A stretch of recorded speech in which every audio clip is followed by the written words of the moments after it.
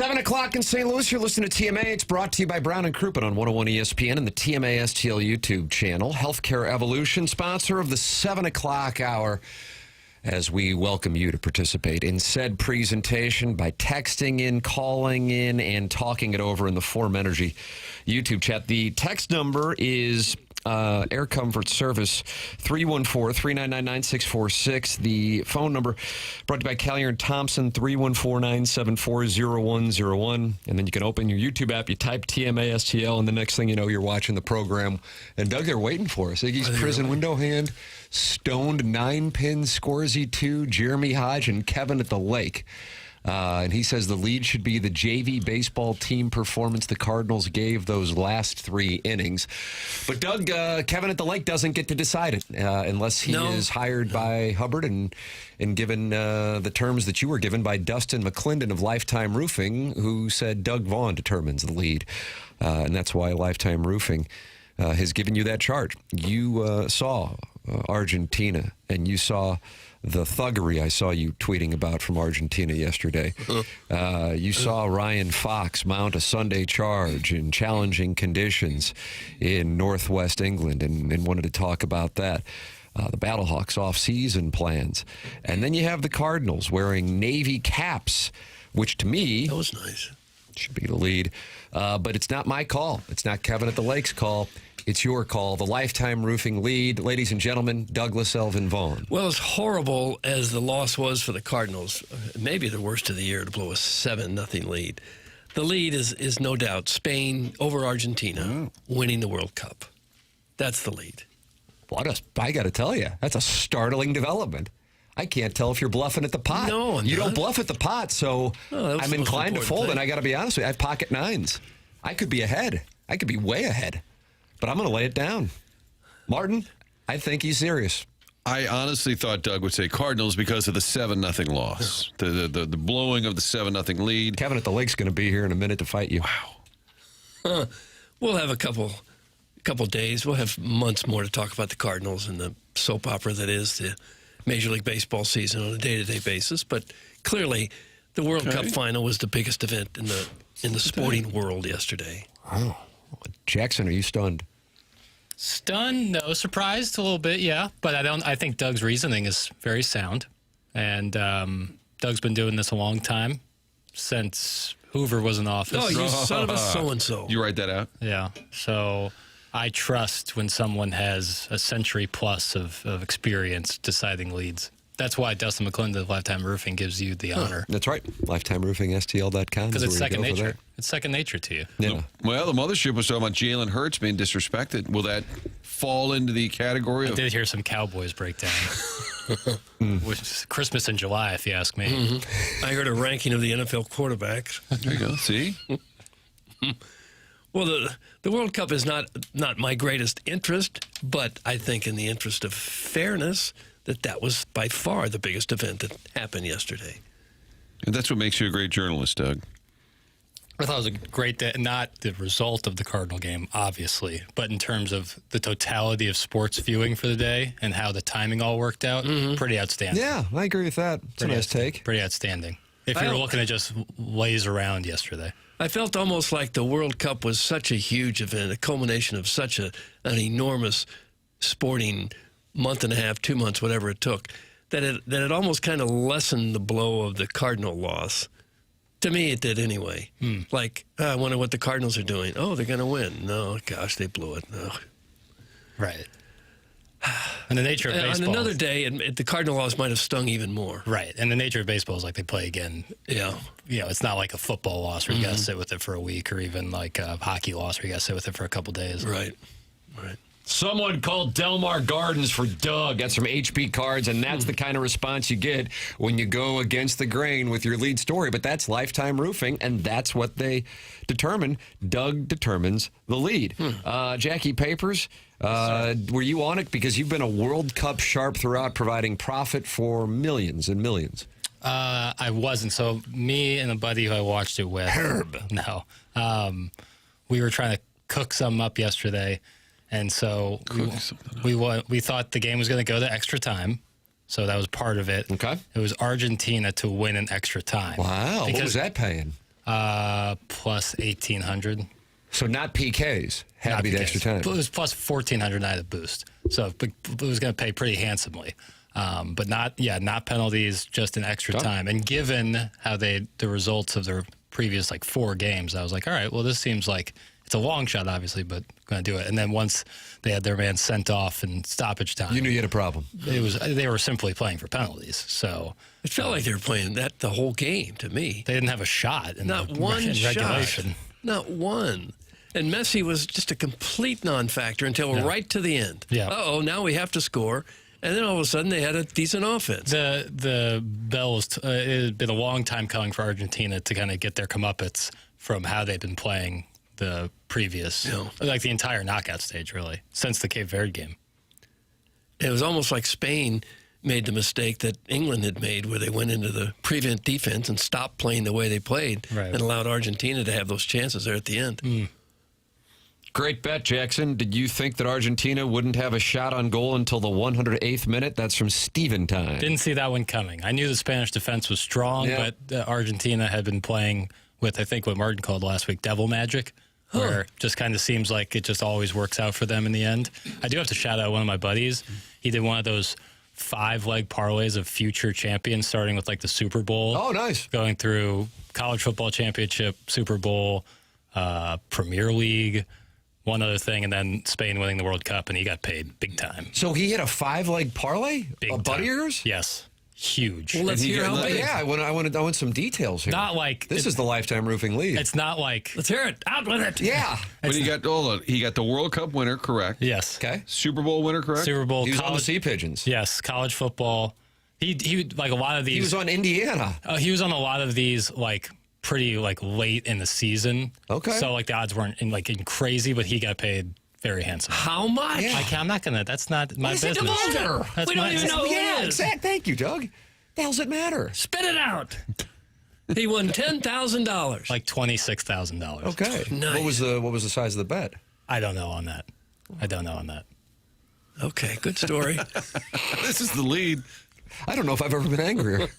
What do you want from me? We want to know exact amounts. Right. I just told you how much you you given a won. person's name, I would who gives a damn? We like logistics. Did he bet $500 and say, you know what, if I nail I don't think it was that Get him much. on the phone. 200, I don't think it 300? was that much. I know he put obviously a sizable wager on Argentina yesterday, just in case. Hedge. Yeah. Smart play. Had to do that. So he needed that to complete the 5-shoot parlay. Spain winning the World Cup was the final leg Oh, of I it. would have put a camera on that guy just to watch him sweat. Yeah. It was $14,000 and it was on Twitter. That's from Steven time. Different person. Yeah, I was about to say. My buddy did not put it on Twitter. Why doesn't he like attention? I don't know. But it sounds like an Iggy story at some Starfish Street. In what sense? Starfish Street, you can call in 314-974-0101. Is an Iggy story when people say that. I would never say that. But when people say that, is that a blanket statement that it's questionably true? Oh, it's true. I'm not saying Well, it doesn't- your story yeah, is right. untrue. That's what they're insinuating. I swear every day Jackson inches closer to going full strode. That's from Brian Henshin, who married Jackson 2 weeks ago. $50. He I put think 50. that's unfair. $50. Yeah. Wow. So private citizen Pete texting in $50 and he got 500x. Strong. $50 is, It's nothing when you're making $26,000. right. Forget the money. The fact that he said the Seahawks win the Super Bowl. Yeah, he had Indiana Seahawks. would win. I mean, Indiana, Michigan, Spain, and Arsenal winning the Prem. But at the time when he bet the Don't Arsenal, say prim. you like that. Don't say prim. Doug's going to fight you. but at the Prem. time he bet the Arsenal winning the Premier League, they were minus 350, so it wasn't crazy. But still, for all of those, But to get all of it is insanity, and especially the wait, how long you had to wait. How much did he hedge? I don't know on that. Well, he seems like he's participating in the conversation now. No. He sent the betting slip. Got it. I don't know how much he hedged. I would imagine a sizable amount. Yeah, I mean, let's make sure we got 5 figures coming. Right. At that point. Right. I think I probably am hedging pre-World Cup, but it's tough to do because Right. Spain was the favorite going in, and then they fell behind France after their, Doug, do you say Cape Verde or Cap Verde? Either. I know who you're I talking would say about. Draw. during the France semifinal, I would have had to. You probably bet hedge on France too. Who's his prediction for the WNBA Finals? That's from Gooey. I'll let him know. I'll ask. This guy's an insider. Okay. He needs to be on that spread zone is what he needs to be on. Papers. He'd be great. Big W for him. Okay. All Jackson did is relay a story from his friend. I just thought it was cool. It is cool. It is very You cool. shouldn't be taking shrapnel. Well, You just relayed a story. I didn't want to. Yeah, I'm happy for my buddy Yeah, Pretty I'm happy, sweet. but I'm like intrigued by it. I'm truly intrigued by it. for sure. Especially when it's a first-hand account of somebody doing this as opposed to like, hey, do you see what some guy posted on Twitter, you know? The sweat to me is like too much for something like that. Oh, my God. Where it's just Well, like, Imagine Sunday. I mean, again, I don't know. I mean, there was the famous bet on the Blues Stanley Cup win, and that was a guy that I think we might have mutual friends with. Thought he was like a beta from Missouri. I don't know if Greg Vaughn knew him, Doug. I don't know. I could be off on this. But he rode that thing all the way until the end, I think, and maybe at the end he hedged. I don't know, we'll get a million texts now on it. But, yeah, you start, $50, and you can turn that into $10K, or if you want to guarantee half of it, $13K. You're betting $13K. The issue is you got to pay juice on it. right. Yeah, I'm sure. But Sizable bet. Spain was a favorite, so then you got that spot, too. Yeah, it was like, I think they were minus 160 before it Yeah, kicked so that's off. a tough spot. Right. That's But the then if weird, that's the weird thing I had when I had Miami in that future bet before, Right. and then they wound up playing Indiana. Yeah. But then And if you're Indiana was such a huge favorite. right. But if you're betting Argentina, then you're getting like plus 130, so you can bet a little bit less and still make a decent amount. But it doesn't matter. He hit it. So That Blues Game 6, that gentleman, I don't remember his name, but he was in the building, and our morning show at Fox 2 had done stories with him. It's pretty crazy. Made this wild bet that they would win the Cup when nobody thought they were any good. And we got a text. Charlie, Zach Choate, and I are there covering Game 6, all with a photographer, ready for what would be one of the biggest nights in St. Louis sports history. And we had a news manager who said the number one priority is to go get so-and-so. He's in Section 3, whatever. I said. They said, if the Blues win, you need to get him right away. And I said, you are effing crazy. Good for you. You are. And then young Zach said, now they're calling me. I said, delete it, block it. I said, we'll deal with this tomorrow. I said, That's why you have the C on your sweater. I said, it's a great story. So hold on. If the Blues win the Stanley Cup, At home on Game 6, they wanted, this person told the sports guys that we had to go get him right away. And I said, we'll be on the ice talking to players. And the point was, well, you have 3 cameras. I said, this gentleman, God bless him. Great story. That's a day or two later on the morning show. Great story. Martin Not, Kilcoyne, everybody. I The still, Blues have just won the Stanley Cup. Who are we going to hear from? Guy who won bet. I was in shock. And you guys have all been in local news, and that's sometimes the downfall is there's somebody in the food chain that will make a decision like that, and I just said, no. Because their little 1 minute of the news story that he would have been trumps your 30 minutes, an hour worth of sports coverage. that you After would the have done. franchise wins its first ever Get Stanley Pat Cup. Maroon on the ice or fight the crowd into Section 322 for a guy who made a wager. No, we're not doing that. Parents are Those are enabling important. gambling like some did with alcohol back in the day. Doug, that's HB Cards. And he's not happy that Jackson's buddy won or that we're talking about gambling. HB Cards, you can call in 314-974-0101 or Jackson's buddy's parent who allowed this to happen. I don't know, but that's He's a why we grown need a man. conversation. He's 28 years old. Now, him telling you and your friend group this, little risky. Next time the bill comes, like, hey, you won that big bet, didn't you? Hey, the golf's getting a little expensive, but For sure. Well, he's a kind gentleman. He'd probably volunteer. Okay. As if Jackson's story about someone having success wasn't bad enough, on top of it all, he is happy for someone else's good fortune. It's like he doesn't know us at all. That's from Arbor Day, four-time texter of the year. That's right. When somebody has success, Doug, you have to hate That's on right. it. Right. That's correct. It's immediately like when you're like, well, what's the tax implications of that? When that's your first question, you know someone is jelly. you're getting hate adjacent right now. That's fun. I welcome it. Enough kickball talk. A lot of good those stupid Navy hats did yesterday, huh? Let's knock it off with that nonsense. That's from Beer Cats, and he's not happy that the Cardinals wore the Navy hats. I guess I don't know. They look good to me. Don't they Arizona look wore so red good? hats. I guess that was the opening So that they you counted, needed. yeah, that's all it took. The Angels usually wear red hats. Got them tonight. Oh, yeah. Back to back. I know. Bring them out. Diamondbacks have made some big improvements in the uniform department. They looked a lot better. You never know this what they're weekend. going to It's wear. a real crapshoot. But I thought Not even sure what yesterday's their and colors Fridays were pretty solid. Boy, those Navy caps look good. Yeah, and if it leads to Navy caps, it's even better. You better believe it. Text in 314-399-9646. Call in 314-974-0101. And you can also get involved in the Form Energy YouTube chat. HB Cards is not calling in. He says he's just responding to the post above. I don't know what the post above was. Let's see. Talk about the Tour de France is what I see. Oh, brother. Like, do you say Tour de France? You say Tour de France? France. France. I didn't watch a second of it. It is a fun visual, though. Climbing through the Alps, Yeah. people along the streets clapping. Okay. Always look like they're in the middle of the way.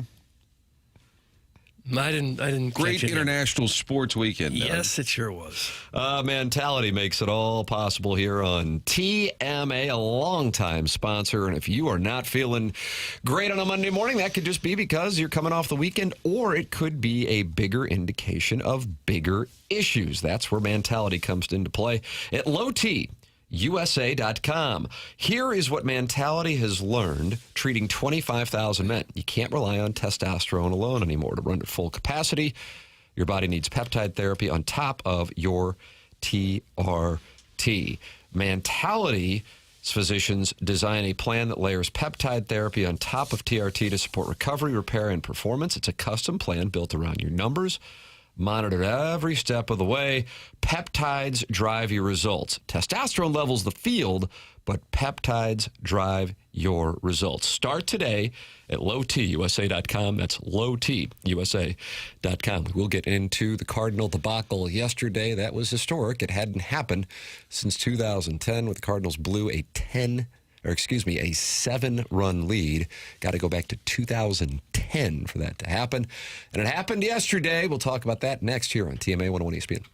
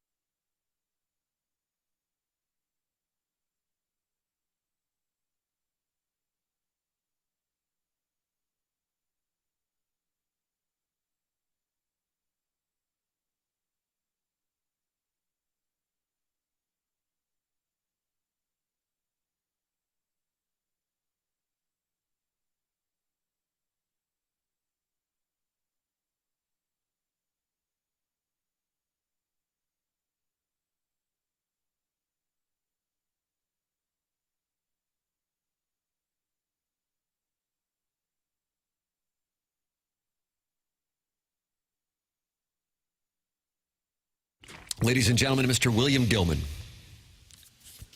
Has he ever been on? Friend of the show? I don't think he's ever been on. Doug, maybe we can get him on.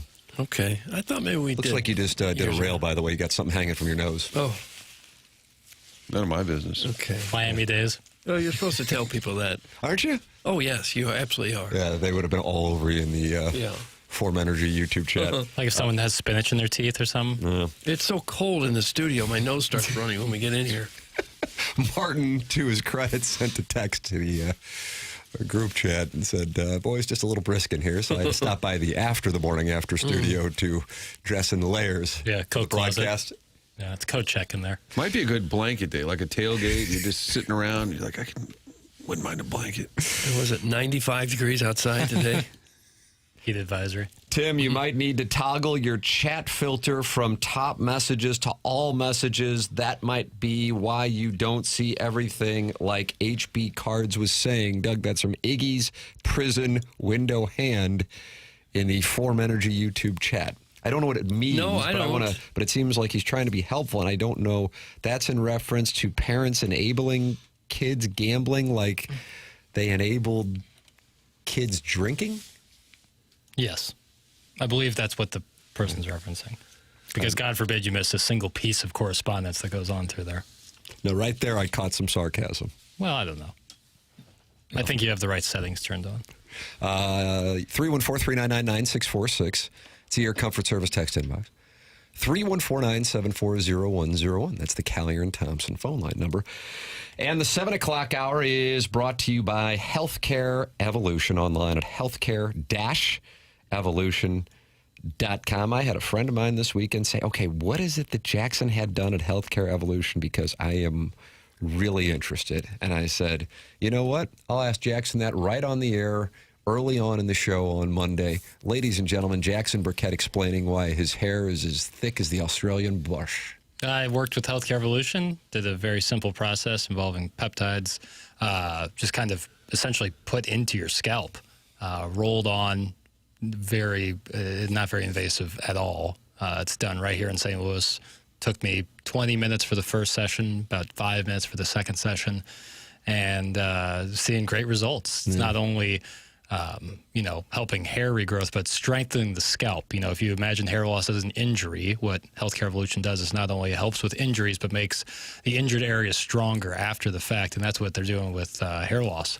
So, seeing great results so far. Continue to see great. If you're asking, like, why is Jackson wearing a hat then if his hair's so great? Think I might got a bad haircut. Think I might have gotten a bad haircut. well, let's see. Doug, that was the Let's take a Lifetime look. Roofing lead, and Let you us didn't even have a know look. it. No, it's been under a Love hat. to have a look at No, it. it's been under a hat, so I refuse. Did you get rid of your fade? No, I got a fade. I think they cut the top too short, and I'm not. I needs a week and a Did half. you go to the same girl who gave you the great haircut I went to the before? same place. Gotta go with, once you get the right But person. I don't even know her name. Why didn't you say, hey, you did a nice job. What's your name? I should have. Can we please see the haircut? You cannot. No boundaries, Doug. I really want to see it too. I bet. I need like another. All right, how much? Like Yeah, what is it going to it take? needs 10 days to bake. It needs, Hunt it. it needs How about 100 10 Venmo? days to set. 100 Venmo. We've all had bad haircuts. We understand. No. It's been under a hat too, so it wouldn't be a fair judge. I'll come in tomorrow I'll attempt to quaff it, but Okay. we'll see. So Now, this not procedure- Healthcare Evolution's for problem. Yeah, exactly What's- right. what's a com? Healthcare-evolution.com. Healthcare-evolution.com. They can get your hair growing, but if you get a bad haircut, they can't help you. Yeah, that won't help. They have I just boundaries, think they too. left the top. I got the top, and it might have been bad instruction on my part, but yeah, I don't know. I feel like I got one of what you used to get, Doug, a regular boy's haircut. Yeah, that's what we tell That's what I feel Barbara. like I got. And I you got- walk out and you kind of know it. I just was like, man, I don't know. But they give you a look and you say, how's it look? You're like, yeah, That's the problem with going too short is you can't, like, That's if, right. if it's too long, it's like, all right, maybe take another half inch off there. But once they've taken too many half inches off, you're like, oh, rats. So 10 days to bake. And I think it'll be okay. Your husband, Brian Henshin, says, I took the hat off this morning whilst he slept. It's not as bad as he says it is. So that's Brian Henshin. I don't sleep in a cap. I famously sleep on my face, so with the bill, that would be impossible. Now, this procedure that you have, as I remember, there was no recovery time or anything. No, right? God, Unlike no. a transplant, you don't need to wear a hat for 3 weeks. You don't have to go halfway across the country or the world to get this procedure done. You have to pay a king's ransom to do some other hair restoration process. It's all done in St. Louis. It's very affordable, and it's done by people you can trust at the Healthcare Evolution. Did you consider calling Mike Ryder on Friday? Saying, I'm going to be out today. And in the listing, bad haircut. Bad haircut, yeah. Bad deal, man. I'm not sure. I still haven't. I haven't really delved into it. Just a quick peek at No. it. Tomorrow I'll come in with no hat, pre-coiffed, and we can judge then. But is there a comp like Dumb and Dumber or Revenge of the Nerds? Remember when Jerry got a bad haircut in Seinfeld? He got he kept going to the wrong barber. He went to the nephew instead of the uncle, Enzo. I don't remember. Or maybe Enzo was the one who got the bad haircut. That's what I got. Brother went to Sports Clips and got chopped. That's from No Life Drew. Not sports clubs. There you go. Jackson will not be revealing. Well, I don't want to. It doesn't matter where you go. It's all about the person cutting it. Yeah, you For speak sure. truths. You For speak sure. truth And I like think I that. might have given bad instruction. I don't know. Oh, You look need at to the find that picture. girl who took good care of you because we came in and Tell we were me. raving about your I know. fade. Well, I know it. Well, anyway, the Cardinals wore Navy caps, had a 7-run lead. Looked like they were about to take 2 or 3 and feeling good. Heading to Anaheim for a nice little stay with the Angels before the one-game rematch with the Diamondbacks on Thursday that nobody wants. And Doug, all hell broke loose in the 6th inning. Andre Palante was cruising. He just faced one above the minimum. And then all hell broke loose. You bring in 4 different relievers, and not one of them can get through an inning without giving up a run. Not one of them. That's really a soul-crushing loss, I think. Especially makes it worse that the Diamondbacks are one of the teams. I believe they're one of the teams tied in the wild card race. That really hurt them. And then to see Arenado hit the home run and everything, it's ouch. He's actually having a pretty good season, Arenado. 13 home runs now, 44 ribbies. It's a decent. A whole lot better than anything the Cardinals have gotten from third base. They've got to start getting some offense from third base and center field. Fermin had a rough outing there and left. I don't know what he was trying to do. That's it. I mean, there were plenty of things to focus on. I feel like the Torres base running debacle might be where people would point the biggest finger on blowing that lead and then not winning that game because you have runners at the corners, nobody out. What an odd ball there off Jordan Walker's bat, broken bat. I didn't know what the hell happened, but I have no idea. I don't know what Torres is doing there. Herrera gets the base hit. Torres pinch runs for him. I understand all of that. I don't know what to say about that. That's absolutely indefensible for a guy who's probably borderline on the roster anyway. I'll be keeping an eye on the transactions today to see if there's some retribution for that because that was unacceptable. Many are pissed at Fermin, understandably so. I don't think he's in DFA mode because he's playing all the damn time. Yeah, but he hits a little bit. which is why Jordan hasn't been playing. He doesn't hit, and then they've been playing Fermin. But yesterday, Fermin's in the outfield. That's awful. I mean, that cannot happen in that spot. That's Little League. You got to keep the ball in front of you. I don't know what to say about it outside of that's indefensible. That's brutal what took place with that ball. The base running play by Torres, he must have thought the ball was going to get down. And I was wondering if he thought it was a chopper, but then I saw the replay and it looked like he was like taking the lead you would do with a line drive to the outfield because it was such an odd piece of contact with the broken bat and then that. It's just it's like a Little League, another Little League. You had the Little League inside the park. You had Little League judgment by Fermin, and then like a little pop-up off like the kid who wears jeans to practice to shorts coming off the guy who just won the home run derby's bat. I mean, what are the chances of that? So I didn't know if it was like one of those balls that shot off the turf and then went to, but he wasn't running towards second. He was just taking steps towards second. That was brutal. And J.J. Weatherholt's facial expression after it, putting his hands behind his head, going surrender Cobra. The Cardinal broadcast was as critical as, a home team's broadcast is going to be in that spot. That was brutal. But Fermin letting that ball get past him, wow, awful. absolutely unacceptable. Inside Because the it's puck, home fundamental, run. and it's just, you can't. And he plays all over the place, but I don't think he's truly an outfielder. So at that point, it's only the 7th, but are you starting to think defensive alignment? I know he started in center field, and he's a jack of all trades. He's a great guy, but I don't know that you look at him as a true outfielder. I think you have to be honest about that. Yeah, well, if you can't play left field, I don't know where you put him. That's probably usually the least I think he's talented defensive primarily player been on an the field. infielder. He's kind of adjusted and become, I guess, a backup center fielder. I thought that was sort of neutral, but with a lefty on the mound, Doug, there's a rule. You have to play right-handed hitters if there's a left-handed pitcher. Oh, that's right. And if there's a right-handed pitcher, then you have to play. It's a rule. Right. Didn't used to be that way. No, That's a rule these it days. is now. Yeah. But that's, I mean, you're gonna be back to 6 games over. All right, now you're back to 4. Marlins are fading. Take a series from the Diamondbacks. There's a lot of things just right there for the taking. Mm-hmm. And you can kind of see it happening. After Perdomo, you're like, oh, they're going to lose this game. You can just see it coming. Yeah. And the bullpen, what? Gave up 5 runs in 4+ innings. You don't have Romero Doesn't right matter who you bring now. in. Stanek is always a little wobbly.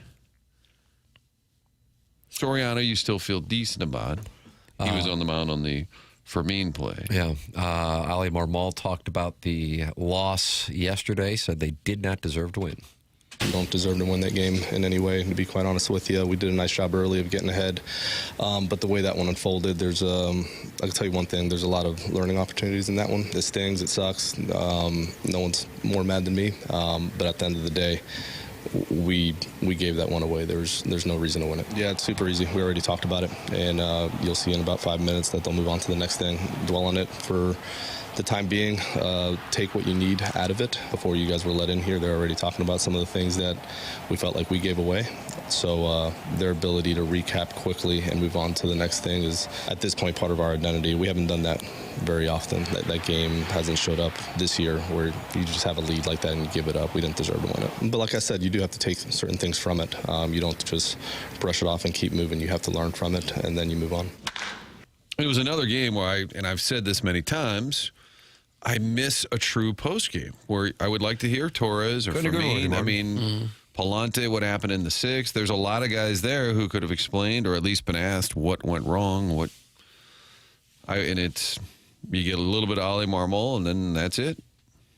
It's odd that technology gets better and better, and it's easier and easier to get this stuff done, and yet we get less and less of it as every year ticks by. And I would think it would make money if you have a Cardinal postgame show. You got a lot to break down.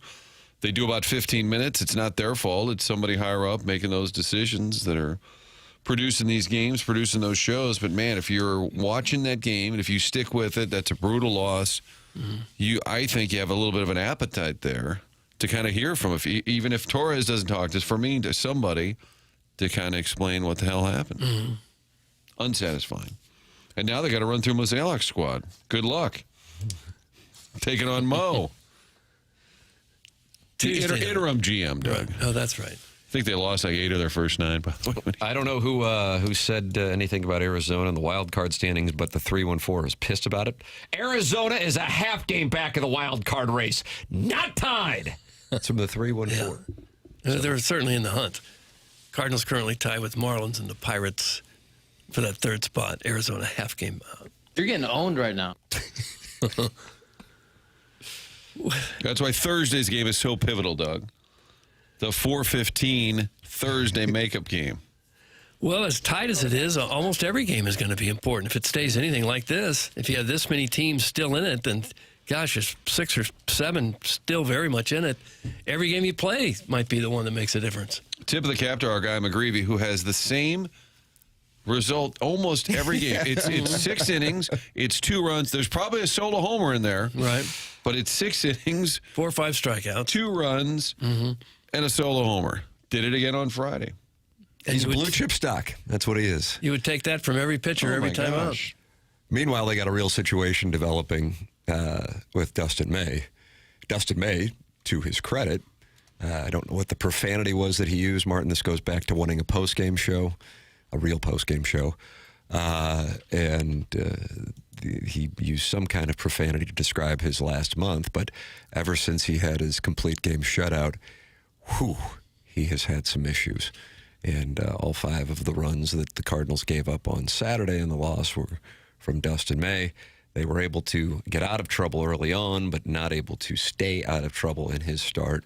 And if you're looking at it from the short term, if you are interested in the wild card standings, that's a problem. And if you're looking at it from the long term and you're interested in getting something for Dustin May, his problems since about mid-June decrease his value on the open market, and that slide continues. Yeah, I was thinking about it the other day. You can't tell for sure because he seems to have a real emotional side to him on the mound, but it doesn't seem like he loves being here. And I would advise, if you don't want to be here, pitch really well. We can accommodate. Yeah. He has said publicly that he does like being here. Yep. But what else are you going to say, I guess? But, yeah, I don't know that he's got much trade value at the moment. And he's got the he makes $12 million now and an option for $20 million next year. Good luck moving that. Yeah, if that was the plan, it doesn't seem like it's going well. It's a mutual option. That's that. But even the $12 million, I don't know who would want to take on half of that or a third of that for the rest of the season. If he's not someone you can plug right in. I think there'll be a market for Dustin May. The issue is now what you're going to get for him, because he just has not looked. And on top of it, the problem is the bullpen's already an issue beforehand. Then you now have Romero. That's an issue, of course, with him being on the IL. And a May start can really blow you up. And with the Cardinal schedule as it is, with not having off days, you really run the risk. Whereas we were talking about these blue chip guys, Palante, even though I realized the 6th inning was a disaster, but he's been pretty damn good. He will have some rough innings that can blow him up. McGreevy, you can count on that. May goes out there and you have one of those starts where he gets lit up, and now all of a sudden you're deep into your bullpen early on, and you saw the liability that was the bullpen yesterday afternoon in a major way. It's rough.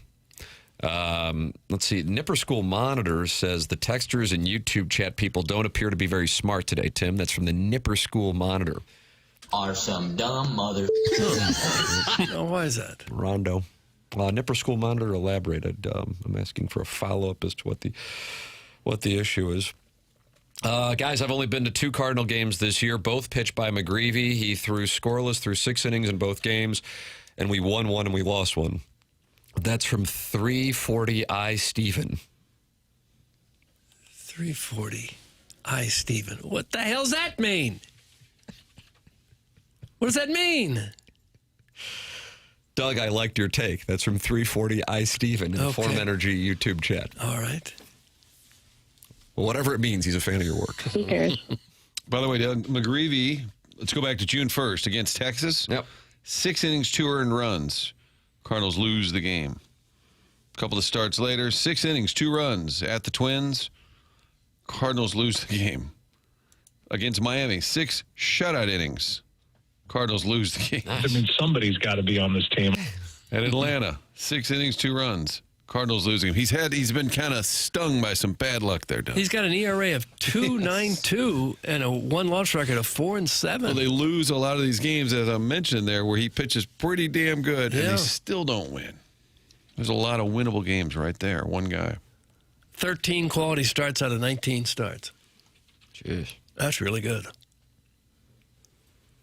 I wonder if he drove back with mom and dad from Arizona, or did he get on that plane? I think that's when you tell mom and dad you're on your own. Probably so. At the team plane. The text chat and YouTube chat's dumb every day. That's from the 314, and he's not happy with either one of them. Nobody's ever really happy. You cannot lose games in the NFL and still win. No truer words have ever been spoken. Guys, can you imagine where this team would be if they had any kind of talent whatsoever in their bullpen? It is brutal. That's from Tim's offshore bookie. Well, they would have more wins. Well, they would. The bullpen was okay the first part of the season. It's not there now for sure. Well, the bullpen relied really on 2 guys at the start of the season. Then Soriano became a factor, and then there's the drop off. Yeah. And every guy that goes 4 or 5 innings kills the bullpen, too. It doesn't help. Stop talking about wins and losses, you old buffoon. It's a made-up stat. That's from Steven Time of the Brothers It's Time. absolutely not a made-up stat. You're wrong on that. In this case, it's bizarre and it's pretty irrelevant with McGreevy. But a lot of pitchers, you pitch a little bit different if you got a big lead or if it's a one-run game. And it shows that you got to go at least 5 innings with your team ahead. That's not meaningless. It isn't. Sometimes a guy like McGreevy can be a victim of that, where the one-loss stat you can throw out the window. But there's very few pitchers that have won a whole lot of games that aren't really good pitchers. Steven Time, the action's back on you. Call into the Callier and Thompson phone lines, 314-974-0101. If this show had any intelligence, nobody would listen to it. That's from Doug's fat friend. Feels like they're still yelling at us. There were 4 exclamation points on the end of that. Okay. If it's caps or exclamation point, I try to communicate in the texter's voice. That's my interpretation. Was that Don't a you with compliment? Doug's fat friend said if this show had any intelligence, nobody would listen. So they're saying people do listen, but it's because we're not intelligent. Right. Intelligent. If we were smart, which we weren't. Okay. We weren't. Maybe aren't. Maybe in this town soft. Yeah, very, very soft. A 340i is a model of a BMW. You pores. That's from the redheaded stepson. Sick. You have to be poor to have a BMW? I don't think that's the case at all. I think I'm saying. They're saying we didn't get it. I think him saying us not knowing that immediately makes us pores. Oh, okay. There's a lot of car models that I couldn't nail down exactly the name of it. Nobody seems happy.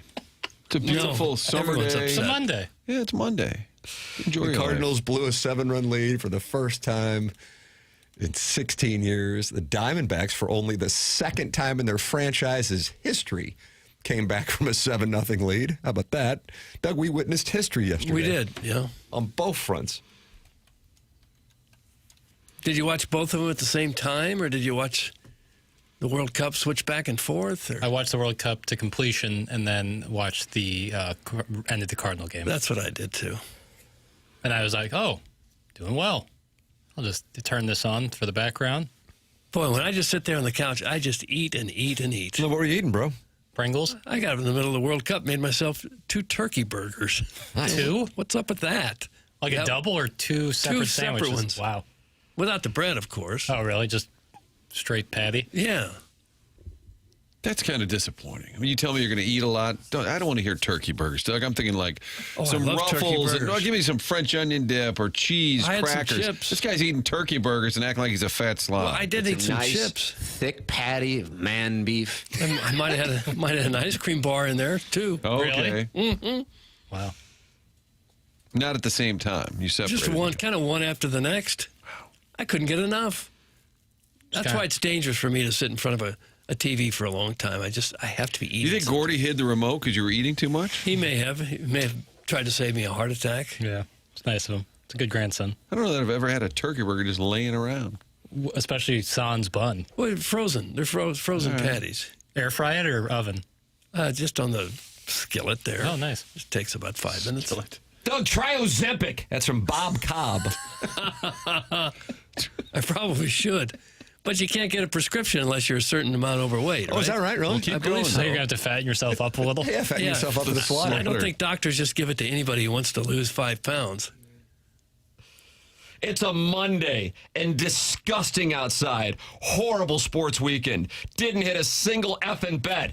Now, I haven't even left for work yet, and I'm already getting Teams messages about crap that wasn't done correctly. Happy week, fellas. That's from Herb here.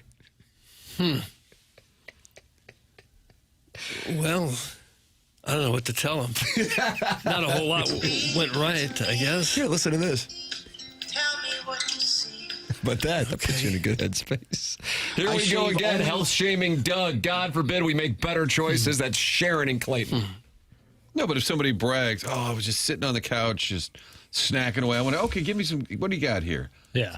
Frozen pizza. What do you got? turkey burger. Yeah. Sitting next to Richard That's Simmons. a fantastic snack.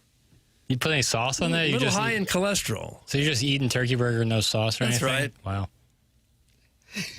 Great. It's great. Capers is alarmed. Just gnawing on turkey, I guess. Well, it's a burger. Well, I get Burger that. shape. But so you're like cutting it and slicing it? Yeah. All right, cool. Hey, Nobody everyone, eats the whole thing in one bite. I thought you might have like just had it as like a hand snack. No. Hand snacks. Hey, redheaded stepson. Any 3 Series BMW owner screams parties in the park and a terrible debt-to-income ratio. That's from the Warson Woods wacko. And he's not happy with the redheaded stepson saying that we're poor for not knowing about a 340i BMW. I don't know that that's necessarily true. That you have to be Suck it, Doug. you have to be poor to have a 3 Series BMW. I just don't think that's fair.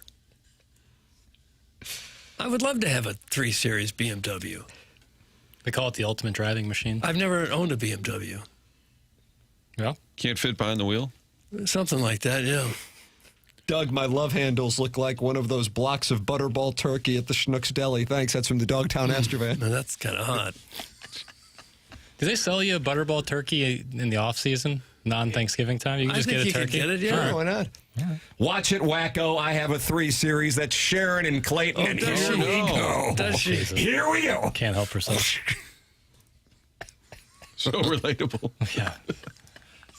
And the Warson Woods wacko's been courting Sharon and Clayton for the last couple of weeks, and that could blow it up right there. Might be the end of it all. Should we have like a TMA prom where like the listeners? Ooh, that'd be hot. Yeah, listeners can bring a date. We have a little. Obviously, it would be a Sadie Hawkins dance. Boy, sponsorships galore. Oh, my God. Can you imagine? Do it at the St. Gabriel's gym. Yes. Yeah. Sock hop? Yeah, that'd be kind of fun. It'd be really uncomfortable Let's for a have little bit. Sock hop. Where are you going tonight? I'm going to a sock hop put on by my favorite goofball morning radio show. At the high school gym. On my Saturday night. Yeah. St. Gabe's, of course. Yeah, obviously. Goes without saying. Don't act like you don't own a luxury car, Vaughn. That's from Caller Ellen. She's holding you accountable. And did Caller Ellen get sideways with Iggy last week? Is that what happened? Yeah, she did call in and kind of take him to task. Yeah. Because I guess, what was the background there?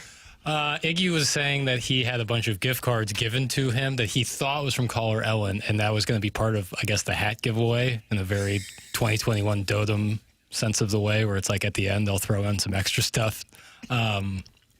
And Caller Ellen called in to be like, well, Iggy, if you're going to like say that like you need, like at the time when he was given the gift cards, he was like, I got my salary slashed, and he was trying to like stick it to management. Not here, obviously, different station. And essentially like Caller Ellen was saying that you shouldn't say that, and then people give you stuff, and then you don't use it, and you give it away. That was her point. She's a little disappointed that 5 years later he's saying, I still have the gift cards Caller Ellen gave me. Right, but it now I'm wasn't. gonna give She them only away. gave him one gift card, and he used it. There was some miscommunication on that front. But yes, she did call it last week. Misinformation, perhaps? Yeah.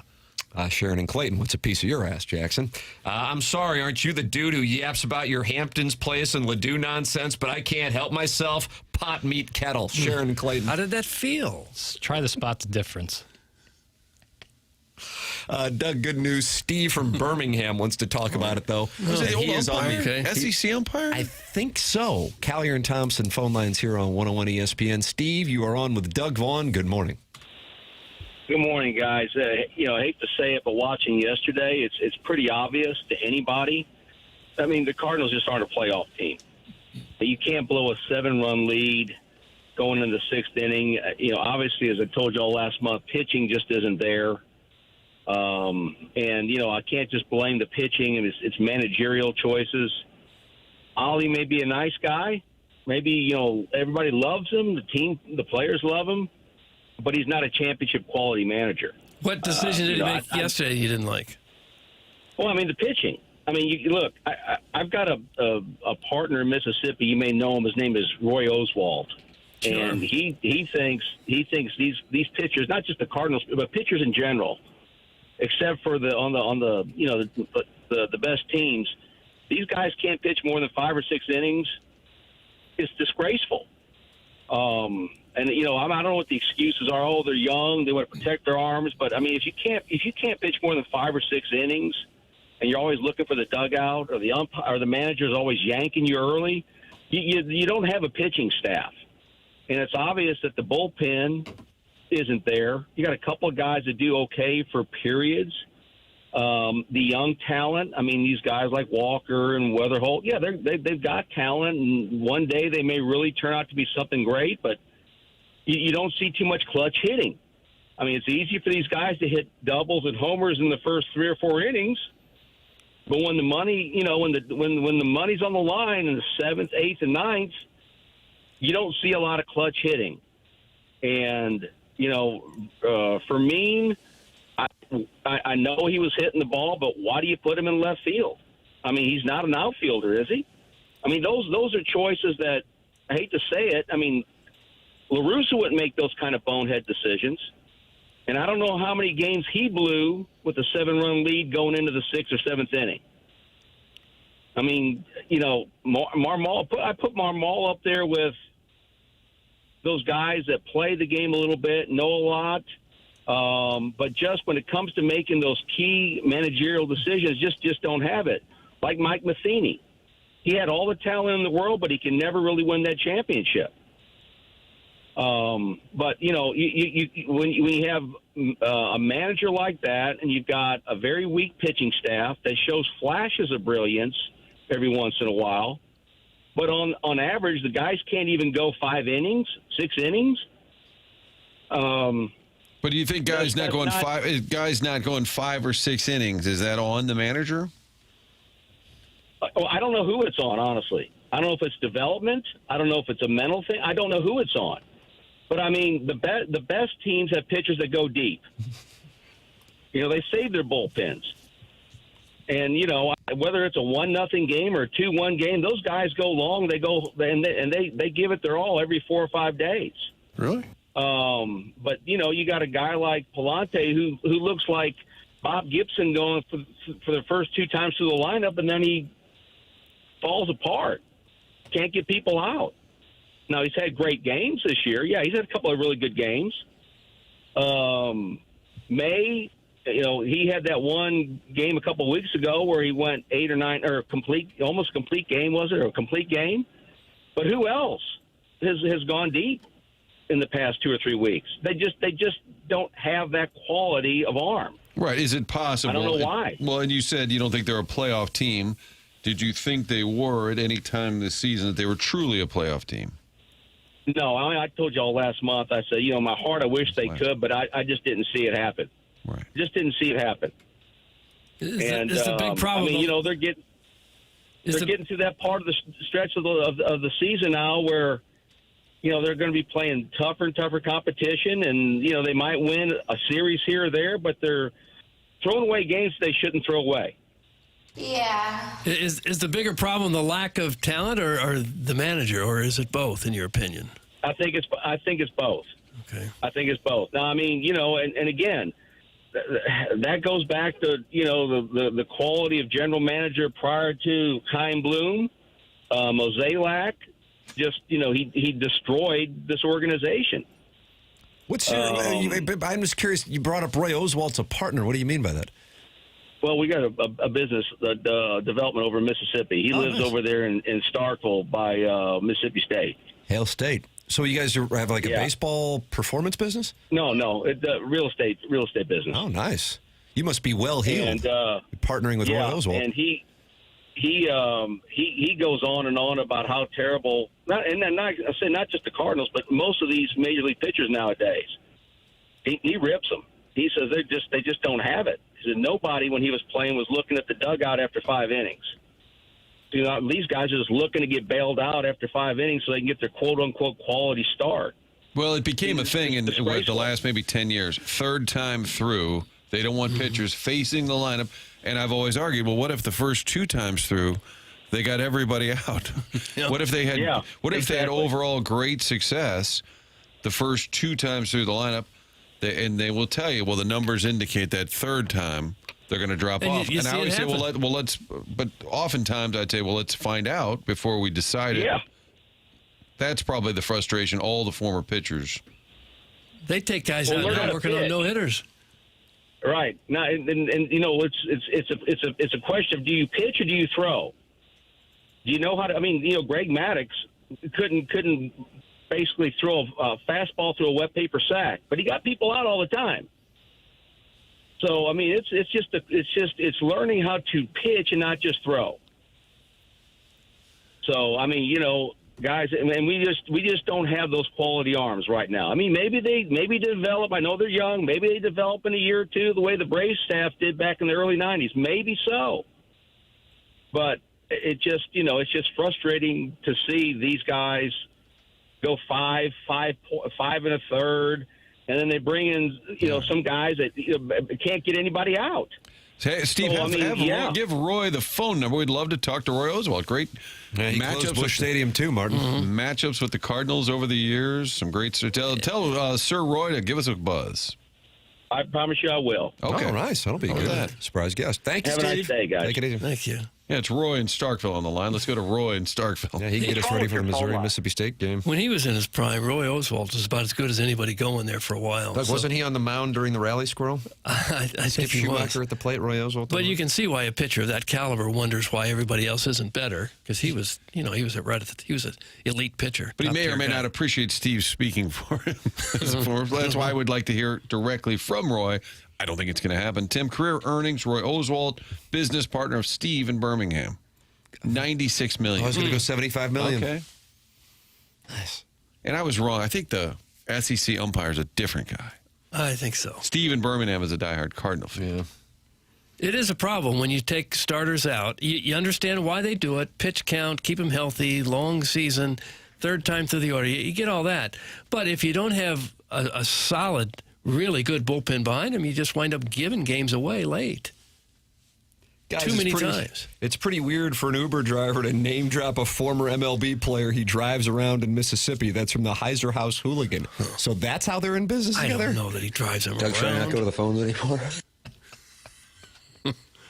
I think if I made $97 million like Roy Oswalt and retired when he was probably 35, I'm not sure I'd get in any other business but the vacation business. Where are we going now?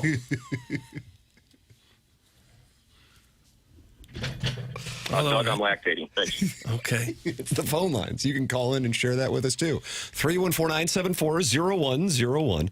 Collier and Thompson, sponsor of the phone lines. Form Energy, sponsor of the YouTube chat, where friends have gathered to talk it over regarding the merits of owning or leasing a BMW. And, of course, you can text into the Air Comfort Service text inbox at 314-399-9646. Stephen Time says $97 million isn't as much as you think it is after taxes. Stephen Time, of course, with the Brothers Time, and they own a hell of an industry. Yeah. So Stephen Time giving us some perspective on that. James Carlton gives us perspective on his wizardry by being the insurance agent of Jackson Burkett, Jamie Rivers, BK and Ferrario, and myself. 314-961-4800. Go online at carltoninsurance.net and work with James Carlton, who has now over 500 five-star reviews from customers throughout the St. Louis metropolitan area. He is saving people money in a major way. And isn't it worth a 2 to 3 minute phone call to find out if you can save thousands of dollars? Think about that math. 2 minutes, 3 minutes, okay. It might turn into $5,000, $10,000 on your insurance and great customer service.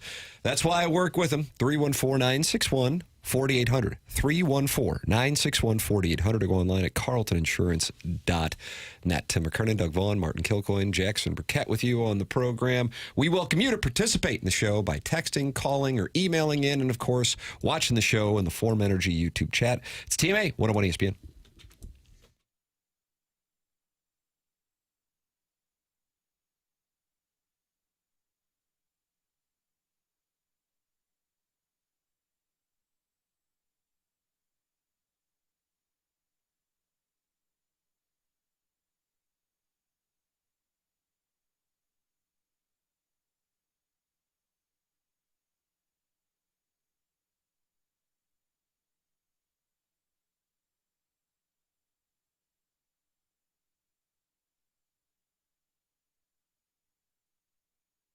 Village Bar, home to the best cheeseburger in town. Great value as well. The spot to go. It's right there in De Pere on Manchester. You know all about it. Hopefully you've been over the years meeting friends or family, watching the game, happy hour, lunch. Great spot to just meet up with an old friend. If it's been a while, meet me at Village. That's what people often say.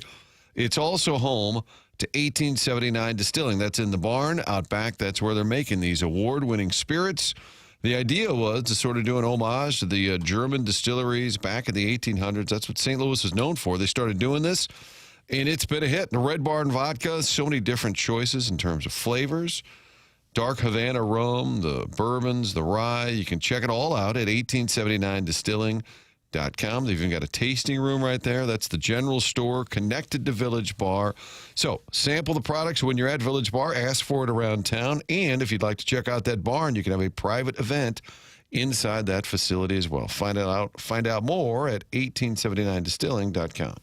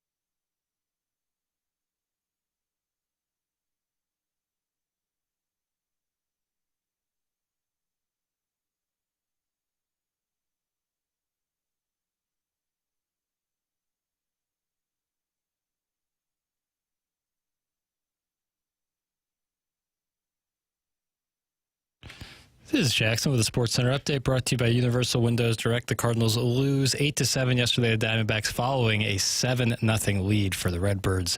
Cardinals back in action tonight in Anaheim as they take on the Angels. 9:10 p.m. first pitch with Kyle Leahy on the mound for the Redbirds. That was another Sports Center update brought to you by Universal Windows Direct. You'll be saying, I love my windows.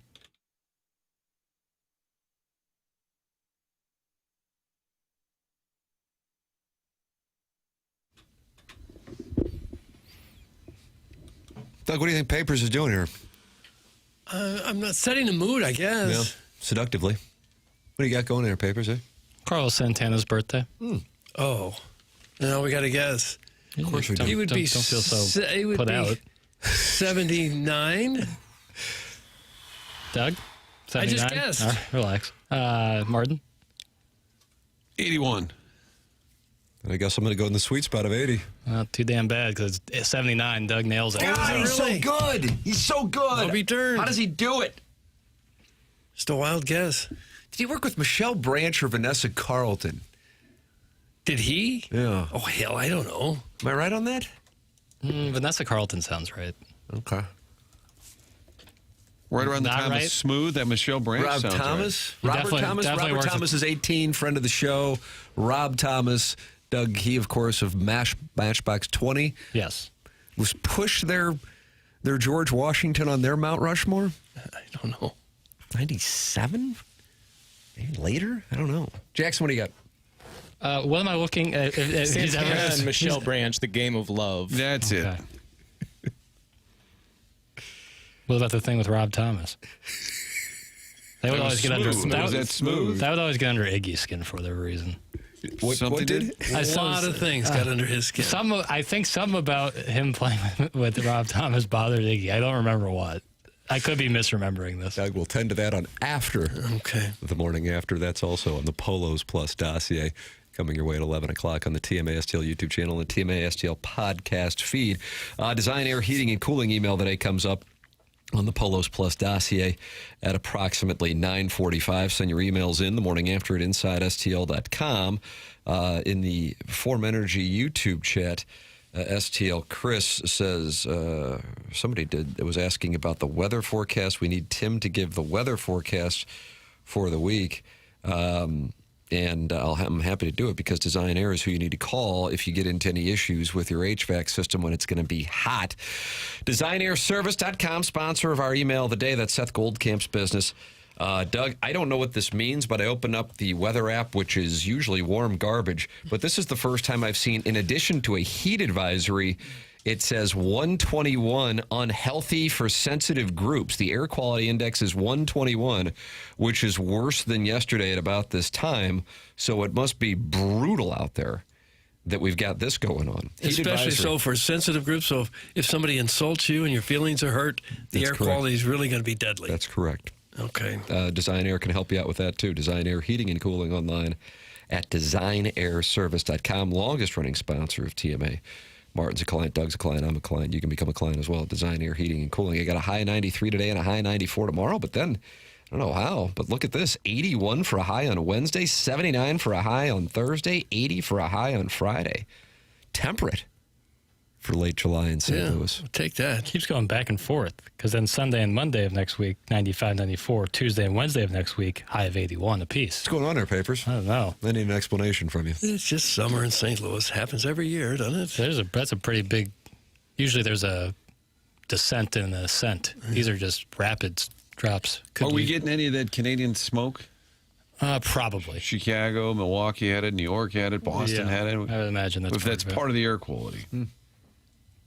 I'm looking out, Doug, the southern skies. Southern Cross, Crosby, Stills, Nash? You can't see it from here. You wouldn't think it'd be to the south, eh? No.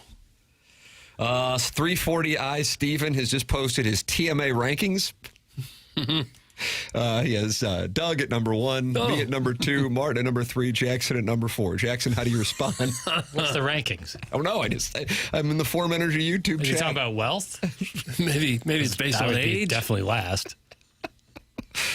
Aren't all our net worths available? If you're a public figure, don't they post your net You worth? just Google it and it's right there. You know how they get I'll it. look up Doug Vaughn net worth. Yeah, see what it is. I think there was a guy named Doug Vaughn who was worked with Bernie Madoff and ripping off people for billions of dollars. Guys named Doug Vaughn. So he's probably what would show up. Had a hub in Sunset Hills, but no relation, no connection at all. Guys, Monday ATMA shows are historically pretty rough. Ken comes out of a 3-day quote-unquote weekend with a lot of stories about stuff on the internet that made him angry and some sort of basic technology issue that'll throw at Jackson's feet like a big dumb dog with a dead bird. But I'll tune in and see what he's gone to panhandle for this week. That's from Arbor Day. Four-time texter of the year. Jackson, have you gotten Doug's net worth? All I'm What did it getting is say? the New Mexico real estate executive who was implicated in an $80 million Ponzi scheme. Yeah. Which collapsed in early 2010. What's he worth now? Probably nothing, or a lot less than. It was like 25 when that happened. So I have never lived in New Mexico. So there you go. Now you've been absolved. But you wouldn't be against it in the future. I would be. I have no interest in living in New Mexico. All right. Doug, one of our listeners' favorites and our favorites is Mark Goldbridge. He will be remembered from the World Cup, and he was not happy with Argentina's behavior. Jackson, there is some profanity. When I sent this to you, catch it. Okay, you got it. Take a listen. He's not happy, Doug. He's a thug, that Paradis. Who does he play for, Paradis? That just says everything about Argentina. Disgusting. Absolutely disgusting. Punching a player as he runs across the pitch. Pinning another player on the floor. Throwing another player to the ground. And FIFA want to protect that because Messi plays for them. F*** off. Hey. They've created a monster there, haven't they? Not because they're biased for Argentina. They've created unlawfulness. That's why they don't get booked for stuff. I tell you what, England blew it on Wednesday night, but the big reason I wanted Spain to win is the way that they behaved when they beat us was not professional. It was not sportsmanlike. It was disgusting. And they've just shown themselves again. It's nothing to do with England. They can't get a flag out against Spain, can they? But they still punch Spanish players. They still throw them to the floor. Punch the Spanish player as he ran on the pitch as well. Watch. They're disgusting, aren't they? They are disgusting. And he said they don't get booked for stuff? Like appearances?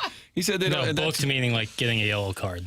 Oh, okay. I was like, why don't they get booked for stuff? Booking would be being... Okay. Getting the yellow card. It does seem like that's become more of a narrative now after the fact that everybody hates the way Argentina plays. Flipped him like he was an acrobat. Hernandez, right? He was the Argentinian player who got the red card after that. Fernandez, yeah. Yeah. But after the game, it got a little ugly as well. Yes, Leandro Paredes was scrapping like the Dickens. He punched some Spanish player running across the field, throwing it around with other guys. Yeah, ugly scene. Guys, Bieber killed the energy at the halftime show. That's from MD 2020 in the Form Energy YouTube chat. I didn't see it. I was asking you fellas during the break because I saw Wayne Rooney called it trash. Shakira. Oh, is that right? I watched it. What about Shakira? I like Shakira. I like that. That's the World Cup song that she did. I like that song. Burn a Boy with her. I like him. I didn't like the Madonna part. That song is really bad. Like what'd she sing? Some like music brings the world together, and she just kept repeating that with Ronald. It was a song from I think about 20 to 25 years ago. It's the whole Madonna situation. Yeah, I'm uncomfortable with. She was being escorted around by so thirsty. Yeah, she's so thirsty. She was with God. If she was around in the age of Instagram and Twitter and TikTok. Oh, my God. I mean, I know she's trying to do it now, but it's just like... You're saying it might be time for her to step aside for a younger generation? I just don't get... This has been going on for a while, and she kind of runs the same playbook to, get attention with controversy, but I just don't think anybody cares. And as weird as it sounds, because I'm sure she's sitting on God only knows how much money, but then kind of like Roy Oswald, you'd be in the vacation business, Doug. I'm surprised she's not in the vacation business. God, and she was being escorted around by Ronaldinho and the original Ronaldo, and they were just sitting there smiling the whole time, never changed their face. They were riding around in something that to me seemed very pre-recorded. The beginning of that. Madonna's song was called. Here's the set list. Madonna's song was called "Music." Yeah, the name of the song. And she just kept saying music brings the world. It wasn't good or catchy. And then the Muppets performed Seven Nation Army, which every high school band is required to play at a high school football game. Enjoyed that. Enjoyed BTS. They did Dynamite, BTS. Enjoyed that. Justin Bieber did Everything, Hallelujah. Not my favorite of his tracks. Da Da by Shakira and Burna Boy. Yes. Yeah. Die. That's the official World Cup song. Which is, I like that song. Are we still talking soccer? It's over. Oh. That's from Doug's fat friend. Relax. Caps and exclamation points, 4 exclamation points. I imagine it's pretty hard for someone like Madonna to be a soon-to-be 68-year-old pop star as a woman. Is that how old? Looks great. She's going to be 68 in August. 68. But for some reason, well, I know the reason, but we don't think anything of a bunch of guys like the Rolling Stones still out there in their 70s and 80s. But if a woman... I think it's weird. But put that people on the still, record. Well, you do, but people still flock to their concerts For sure. for whatever reason. Well, nostalgia. Yeah, but like Mick Jagger isn't wearing a grill to try to stay current. That would. But I'm now saying I'm for back any in. woman... Now you're back on. If Mick It's Jagger got comes out of nothing the to grill. do with her being a woman, but good for you for blowing Eric in Central West End's mind with your take. I just think for any woman to hold it together and to still command an audience at 68 as a pop star is a really hard thing But for don't them to try do. so hard, is what Undoubtedly. Tim's saying. Or make She's the- always tried really hard. She Like has the good Letterman songs. Why didn't episode. she play any of those? You know, that song that she played yesterday was bad. It was a bad So song. you're saying it was objectively bad? If someone out there is like, no, that's like my jam, then I'll withdraw. But to me, that was like an objectively bad song. Doug, Cher is old and popular. That's from the Oakville Lawnmonger. I don't know how popular she is. She's another thirsty one who wants to get her opinions out there It's all not the time. like I'm not mad. Like it's not Madonna's fault that FIFA was like, "Will you do this?" I totally Chris get. Martin produced it. Really? Yes. Of Coldplay? He put that halftime together. Put the whole show together. Yes, that Okay. was my Jackson, you're understanding. mad as a hornet at Chris Martin. He's No, I'm yelling not at mad. me. I'm not mad. I'm The not mad. performance, curated by Chris Martin of Coldplay, featured a cameo from Brazil icons. Yeah, Ronaldinho and Ronaldo were out there, and that was fun to see for, I guess. But why were they driving some sort of dune buggy around a garage that clearly was not at MetLife Stadium? Sometimes they try too hard. Yeah. Jackson is turning into Iggy right in front of our eyes. That's from Ray King. I don't know. I liked a lot. Everything else of the halftime show. I loved Ted Lasso being out there. I love Sudeikis and Brendan Hunt doing that stuff. I thought that was fun. The Bieber song is my favorite, but What about the fun. Tom Cruise monologue there before the game? More Tom Cruise, please. More Tom Cruise. I'm really excited for his new movie. And it's a comedy? Yeah. I'm really excited. Martin, your lack of knowledge about the most important sport in the world is absolutely embarrassing. Uh-oh. That was sent in 3 times in a row How'd that from feel? your Did that sting at all? mom's lesbian lover. Because our British guy who I love, Mark Goldbridge. Yeah. not available for booking. I was like, wait a minute, are they doing Kiwanis clubs? It's really hazy outside right now. I'm guessing it is a result of the fires in Canada. That's from Tim's Offshore Bookie. Well, it could be. You see the haze? I'm looking at the southern skies. I don't see much haze. I'm sure you'd have to look the other direction. Yeah, to see. to the north. I would think. What, is half the country on fire up there? I don't know. What's going on? I haven't seen video of fires. Want me to get to the bottom I of didn't it? see a whole lot of news over the Do weekend. we have a guy with the weather service out of Vegas? Oh, or yeah. Nevada? Isn't he our He was- official gets us, He's meteorologist? dialed in. That weather app is problematic. He gives us weather and then Reservations. at Columbia restaurants That's right. during Yeah, Mizzou hooked me football up. What was that, season. CNC's broiler? Yeah, CC broiler? CC City Boiler. Thank you. I would rather have watched an SEC Media Day walk and talk than anything that Madonna would do. That's from Shooter McGavin Doug. Over under on walk and talks this week at SEC Media Days, Jackson. This is a gathering of the pre-revenue podcast community. Oh boy, yeah. I mean, this is a big week. Is Drinkwitz talking today? Yeah. Yep. It's Mizzou's day at the mic. Martin, this is your favorite day of the year. He's got stuff. He's got material. Oh yeah, he's had months. Is to there a work on it. calcium market for daggums? What about the word crud? Crud, daggum. I could cash some checks today. Daggum, crud. Think we'll get an Ahmad Hardy update. Yeah, so that part you got to play serious.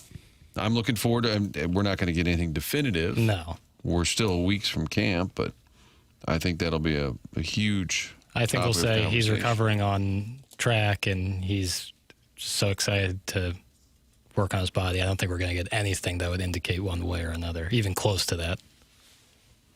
What about some clips? We'll have some. Yeah, he'll probably make I don't know, like an Indiana Jones reference, and Indiana Jones. It'll be- Which he'll one? be- Temple of Doom, Raiders of the Last Ark. yeah, he better Last not. Crusade? Don't reference Temple of Doom if you want to please the masses. He'll go on Feinbaum and make his jokes. Him and Feinbaum are getting closer and closer. They're- I mean, well, Drinkwitz is like coming up on one of the longer tenured SEC coaches, Yeah. so familiarity is a real thing. Year 7? Coming up on year That's correct. 7? Yeah. Started in 20, Martin. Yeah. Against Roll Dam Tide during COVID. Speaking of Jackson becoming Ken Iggy Strode, we were consummating our marriage the other night, not unlike Mickey Rooney, who had to dress up as Mr. Yunioshi whenever he wanted to make whoopee with Ava Gardner. Despite that marriage happening before Breakfast at Tiffany's? And anyway, Jackson just sort of laid there and said, "Hop to it, toots." That's what you from say? Brian Henshin. So you just laid there dressed up as Mr. Yunioshi? There's a lot wrong with that. Hop to it, toots. That's from your husband, Brian Henshin. There's a lot wrong with that. A lot of It's inaccuracies. kind of a mood killer when someone says, hop to it, toots. Yeah, and is dressed up as Mr. Yeah, Yunioshi. very racially insensitive costumes. Oh, you know, kink shame. Right. No, listen, I think that's probably some people's thing, which is, it's a lot to unpack there. Email in the morning after at InsideSTL.com for the Design Air Heating and Cooling email of the day. You can also talk it over in the Form Energy YouTube chat, where 268 friends have gathered like the Lake St. Louis Castor 340i. Stephen, the star of the Form Energy YouTube chat today. Jeremy Hodge, Scorsy, Jake and St. Genevieve, Iggy's Prison Window Hand, and Ari Gold's Burner. They're all in there talking to the TMA remote lamp. Get involved on the program. Call in, text, and talk it over in the Form Energy YouTube chat or email in with the Design Air Heating and Cooling email of the day, which comes your way on the polosplus.com dossier at 9:45. It's TMA 101 ESPN.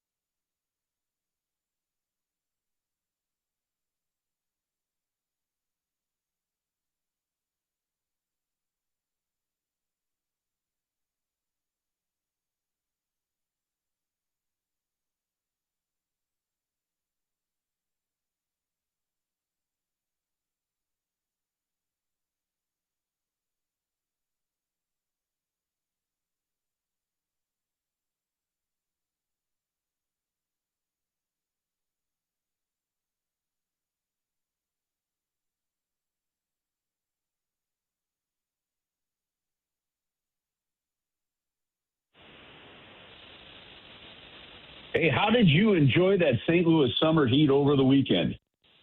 It's probably nice to get back into the house and have some good air conditioning. And the question is was your air conditioning performing the way you wanted it to? If not, I want you to think of Classic Air Care and have them out to check it out. They'll do a maintenance check for you. They've got over 9,000 five-star ratings, on their Google reviews. You can read them at the top of their website because their customer service is that good. Look, it's really simple. Machines in your house are going to have problems. They eventually break down. Make sure that you do what you can to avoid as many of those problems as you can by having a maintenance check done. But also, when something does break down, call Classic Air Care. They're going to get out to you quickly. They've got over 100 vans on the road, which means they can get to most places quicker than most people would expect. They typically can get to you within 24 hours, and their service is just that good. They've got one goal: make sure the customer's happy and keep your home comfortable, and that's what Classic Air Care Heating, Cooling, Electric, and Plumbing does. It's Classic Air Care. Book an appointment online at classicaircare.com. They've been making people comfortable since 1926.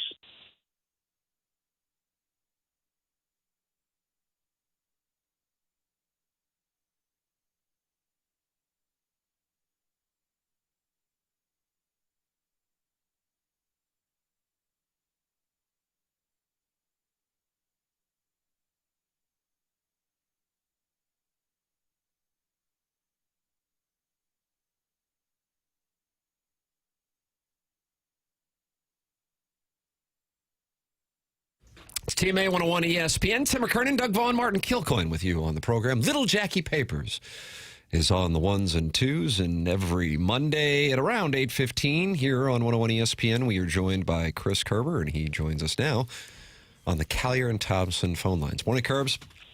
Good morning, Tim. How are you, bud? We were listening to Jackson call you, and he gave you 6 seconds to get into your live endorsement. And I'll tell you what, you were ready. I mean, you were ready. Pro. That's a pros pro right there.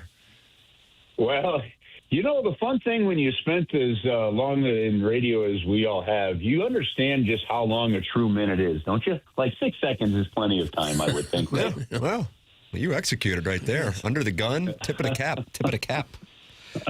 Like somebody says, 2 minutes isn't that long. All right. Talk for 2 minutes straight on a good idea, and then they're like, never mind, we've changed the game here. I think last we were waiting for the schedule drop, and then we got the schedule drop, and immediately when we saw the home opener, it's wait a minute, that means they're going to be on the road for a bit. NHL doing them no favors. At Dallas, at Colorado, right out of the gate. Yeah, it'll jump right into it. I haven't asked this question, and I keep saying every year, I'm like, I really got to do this. And then we get into the season, and I don't, see somebody from the league to ask it. But and I have not taken the time to double check my facts here. But the way this feels to me, like I just think like there must be this matrix or this I don't even know what the right word is for it.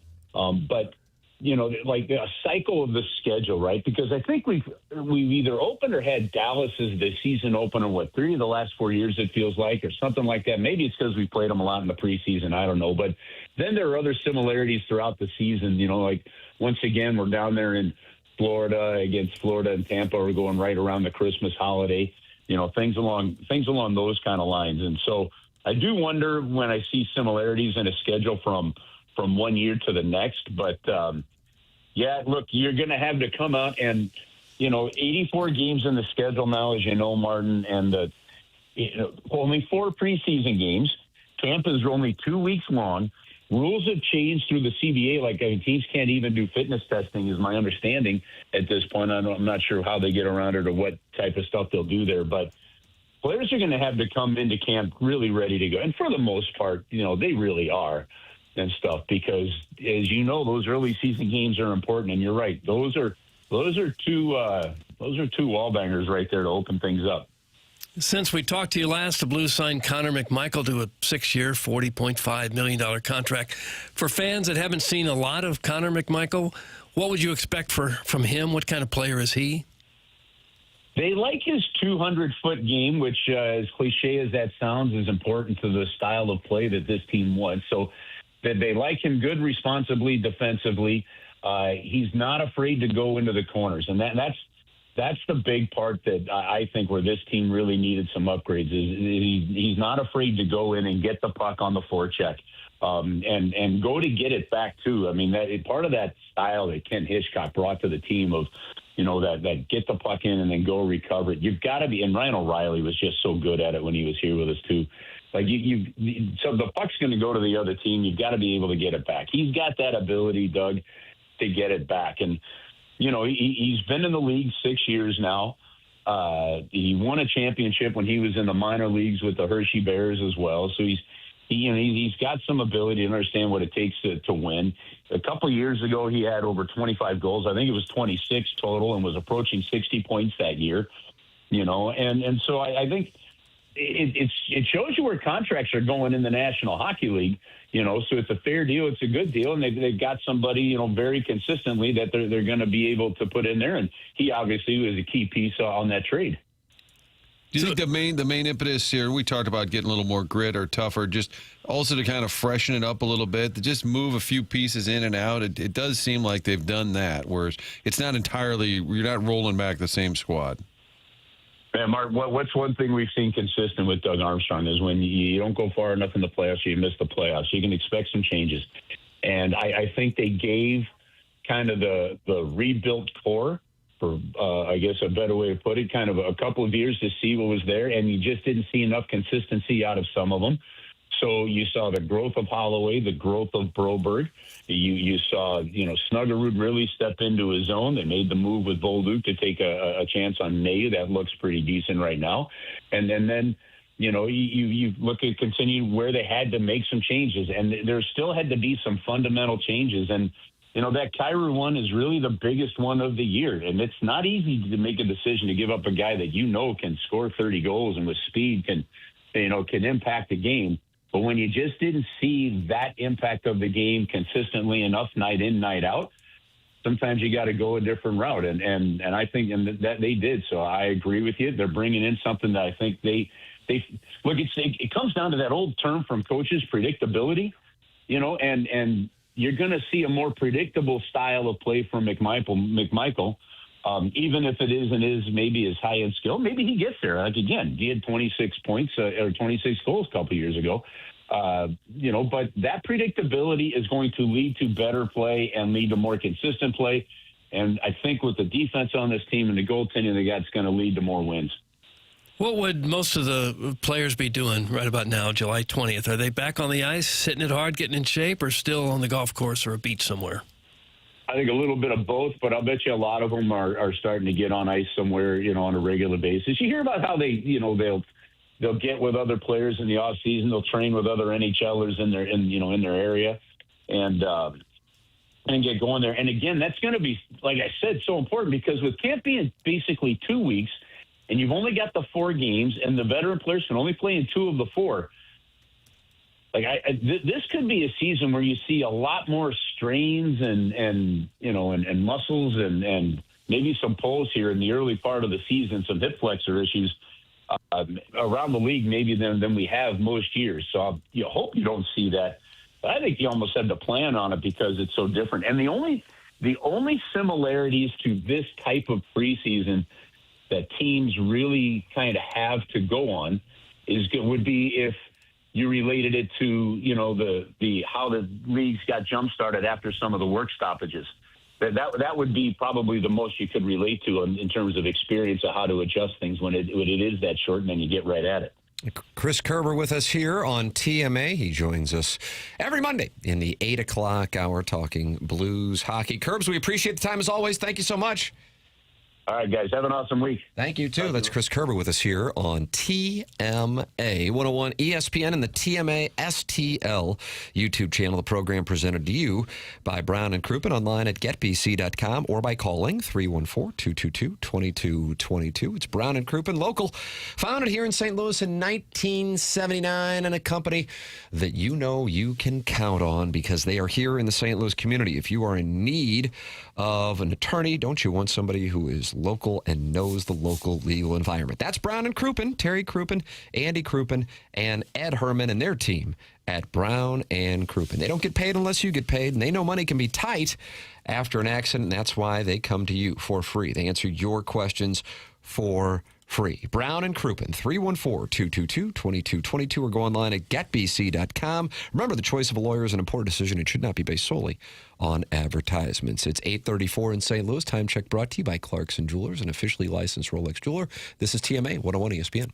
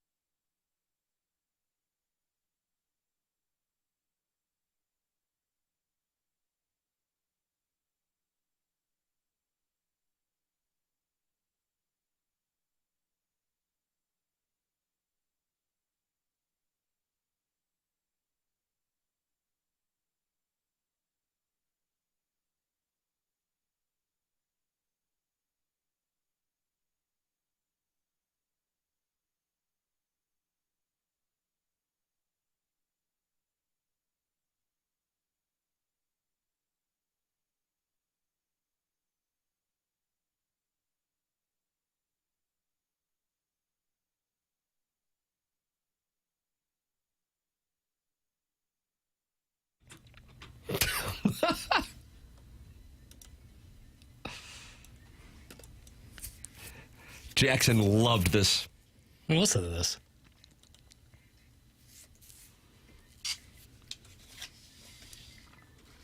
So good. Oh, gosh. Papers never played that World Cup song I sent you where they name every country. Do we ever play that? Mm-mm. The guy just keeps mentioning all the countries. Okay. I'll fire it up. It seems like the World Cup pretty much went off without a hitch. I didn't hear of any craziness happening pretty much anywhere. Did you? It seemed like the fans were all I think the only thing was all over the Argentina players after the whistle. After a little the of game. that, yeah. But I'm just in terms of the sold out crowds and the fans everywhere partying all over America, Mexico, and Canada. It all seemed to go great. There was some tension on the Fox set, of course, with Zlatan Ibrahimovic and Alexi Lalas, and we had a big announcement right at the end of the show yesterday. Doug, I don't know if you caught this. Take a look. I've been talking a lot the last 1.5 months, so this will be my last words. I want to take this moment. Alexi, thank you. Thierry, thank you. Rebecca, thank you. It has been an absolutely pleasure to share this studio with you guys. You made it very easy for me. I want to thank also Fox Studio. I want to thank America. I want to thank also all the other people you don't see. I don't remember all the names like Thierry. Everybody. But you made it easy for me. I hope, America, you enjoyed as much as I did. And this is also my farewell to the studio.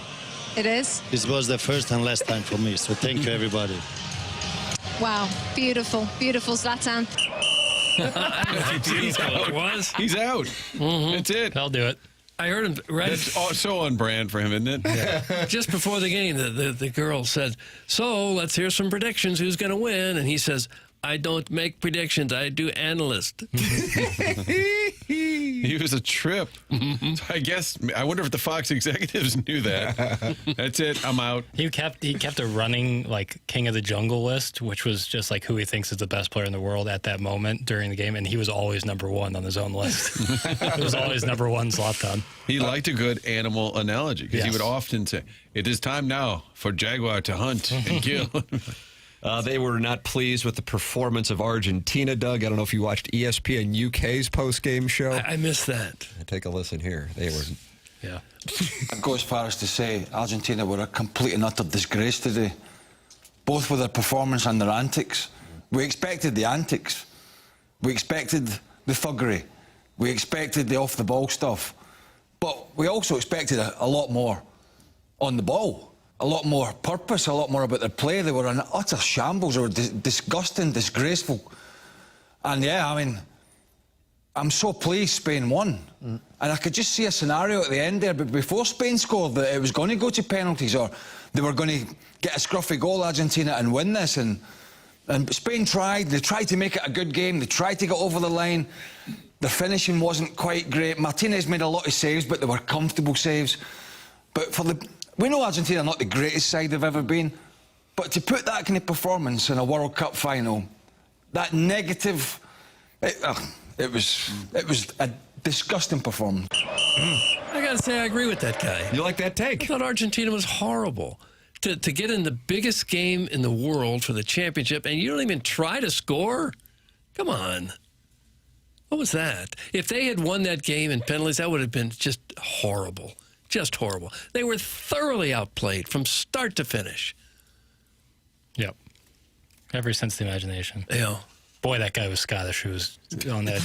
Boy, that guy was Scottish. I mean, that's Craig Burley, longtime Chelsea midfielder and Scottish. I like a strong take like that. But that was a strong take. Yeah, you meant it. It would have been bad for the game, wouldn't it, if Argentina just held out for PK? Right. Well, I think it was. They were really skirting with their physicality. They were clearly trying to play extremely physical to throw Spain off their game. Spain stayed true. Then 2 yellows for Fernandez sends him off, and now they're playing with 10 That's men. called a booking? Yes. Every team thugs it up. This guy should shut up. Doug, that's from the Grey Summit Grey Goose Guzzler. Argentina's been doing this, though, for a few games now. Who in God's name cares about soccer? That's from Andy Pants. Well, Andy. And if you're wondering why Tim yelled at, it's in all caps. It is in all caps. I try to interpret the intent of the texter. Well, they almost got there. They almost got to penalties. Yeah. Oh, yeah.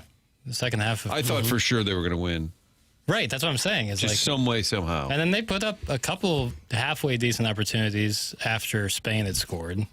But yeah, once they actually tried to score, they looked pretty good. Yeah. That's how Argentina played the entire knockout stage. It was like kind of just coast until about the 80th minute and then fire it up. What about an extra time? Two glorious scoring opportunities in the final minutes. Yeah. Had one off that corner that was should have been converted for sure. He blasted it over. Yep. And then Messi bounced one off some poor sap's head.